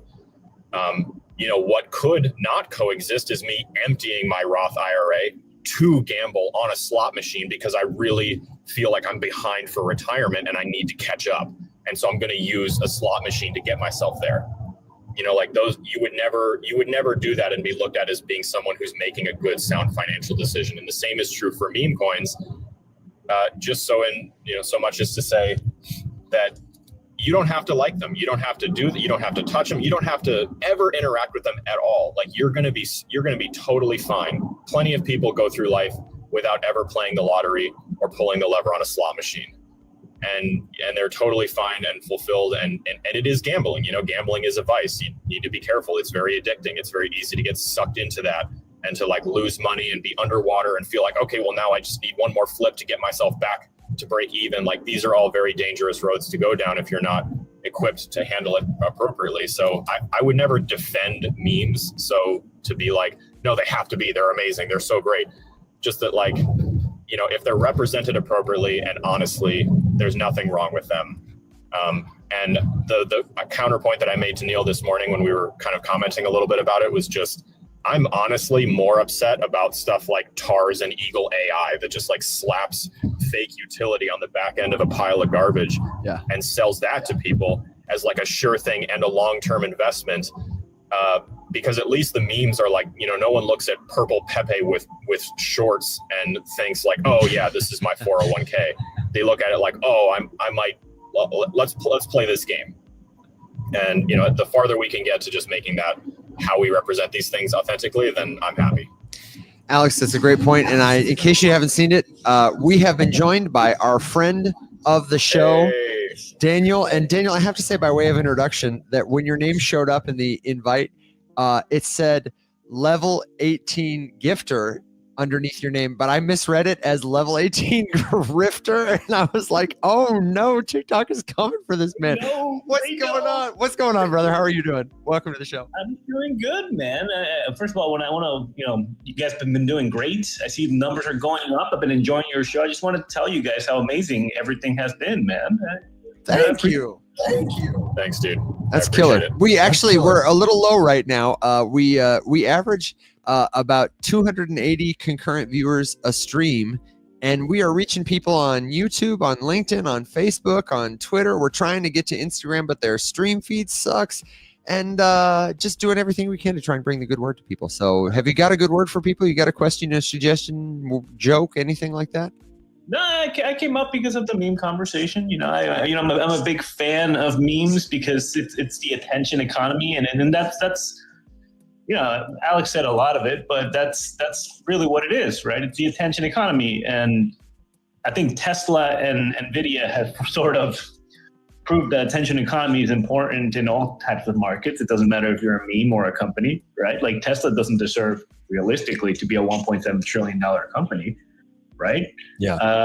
But the attention economy pushes them to be what they are. So the memes are just, you know, a proof of that, right? Yeah, I think so. They're proof in the pudding for the attention economy, enabled by the internet, so that now anybody, anywhere, more people. Did you know this, Daniel? More people have access to the internet than have access to clean drinking water. No, I did not know that, and that doesn't seem. I guess it makes sense. No, it makes sense. Hashtag capitalism, man. You know, and a lot of people have smart devices. They have phones in their pockets, and so it makes sense that this would become and would accelerate in terms of, you know, it is an attention economy, but it is becoming more of an attention economy all the time. Yeah, but it is helping people, right? Like I know we see the meme coin. So to give you the other side of the meme coin economy, and I'm sort of going to justify scamming here, but there's a lot of small. Go ahead.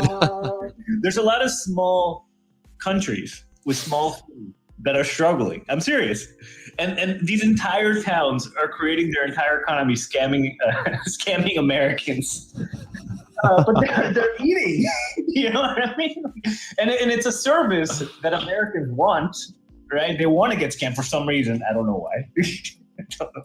Man, I okay, so that's interesting. I have to tell you about an idea real quick, and our audience too, if you haven't heard this. Do you know Casey Craig, Daniel? No, I do not. Casey Craig is a very helpful creator here on TikTok. I think if you just search Casey Craig, she and all her impersonators will come if you'll be able to find her. She's been in the space for a while. She came here as a trader, and she's done a number of different things. But she has this idea for an app. It's Pump.fun meets OnlyFans, so that female creators spicy creators can essentially just rug men who want to buy their nudes. And can you just imagine how incredible that would be if it was like, it could be pump.fans or only.fun. The tagline could be show me your tickers. And you could have a section that was just honeypots. That was like Fin Dom, where you just are sending someone money and she's going to humiliate you the whole time. You bad boy, send me $5 more or I'm never going to talk to you again. Or it could be like, pump it to 5,000 market cap and I will drop a picture. $100,000 market cap, I'll release the video. $1 million market cap, I'll get on a call with everybody who's a whole, I don't know. You know what I mean? But like, tell me that somebody could not code that in an afternoon and it would be huge. I don't know if it's an afternoon project, but it would be huge. Absolutely. And I've been saying this for a while, especially there's been a lot of moves in politics to ban pornography. Sure. I'm pretty sure that's in a lot of places that eventually has to move towards a crypto world, right? Sure. Turn on your VPN, pay with Bitcoin, and get your vices, another vice. Yeah, exactly. Anyway, I thought it was a genius idea from a capital markets perspective. And I think, attention, we all agree, it's the most valuable currency. Yep. Where attention goes, money flows. And unless and until we find a more sophisticated means to communicate about value, money will always be the lagging indicator of what people are paying attention to. That's why Elon's rich. Like you said about Tesla, he's rich. He gets attention. Is he worth it? No. But it's fine. So, Daniel, we passed our point of well met a little while ago, and I'm happy to keep the conversation going. I was going to kick it over to Alex, but I'm feeling just about well met. So my question was going to say, maybe we do a round of final thoughts, get final thoughts from the audience. Alex, did you have something else you wanted to tap into? Just that the last thing on the whole meme coin thing for me, Evan and I say all the time, there's no data here. It's just vibes. Cause someone asked me like, what's my favorite? And if I had to pick one, it would just be OG classic Pepe, literally because I like the frog and he's funny. And that's the entire thesis. There's zero data. It's just kind of a vibe. And I would encourage, if you are into that whole space, that it's more about the vibe and less about the data. Like you can of course do kind of that bare minimum of checking, look at rug check, look at deck screener, check the few audits that exist. Some of those are okay, some of them are not. Daniel, I would love to hear more, like some other time when we have more time from you about some of those things, because I know like on deck screener, there's the quick intel like audit checker that's just so useless. It's not even funny. Like it's kind of a meme, the fact that it exists there in general. Like I don't think I've ever seen quick intel flag something as being bad, and half of them are just honeypots anyway. So you can only kind of take those tools so far, but it's more about the vibe than anything else, really. I mean, you have to wait until you have to buy a little bit, figure out if it's a scam or whatever. Final thoughts, though. Not trying to. If you're looking at memes, I just want to point out Su Deng on Sui. That's where I would go. Okay, Su Deng. But since we're talking about hippos, Daniel, have you seen that there's a new hippo at the Richmond Zoo in Virginia? And they have tried to hijack the viral trend by they have a poll up right now that's getting a ton of news traction about what should we name this hippo. The candidate names are Poppy, Juniper, Hammy May, and Omi. And about 24 hours ago yesterday, after I heard the news, I looked it up, and sure enough, on Deck Screener, there's tokens for all of them. So you can speculate on all four outcomes. Poppy yesterday was the far and away winner by market cap and liquidity. And I think it makes sense because it's a cute friggin' name. They're going to announce the results of the poll on New Year's Day, and I expect there will be continued news coverage and at least one of those. And I think there's going to be like a Poppy versus Mudang, a Sudang versus Mudang. The hippo meta is about to heat up, dude. Yeah. I think all those meme coins are going to heat up. I think that's a good place to go. Meme coins are where the money's at. They remain where the money's at. Good final thought. My final thought is, if you haven't jumped in the Discord server, if you're not following these profiles, then please make time to do that. We would love to help you learn. You don't have to spend a dime, and get you in touch with a better story about crypto, a community that can help you check if something's a scam, or just help you commiserate if you get rugged on Sudang or some other such meme coin. We got to go, but we'll be back tomorrow at 7 a.m. Central Standard Time. Thank you for being the best part of this show. Until then, friends, stay safe.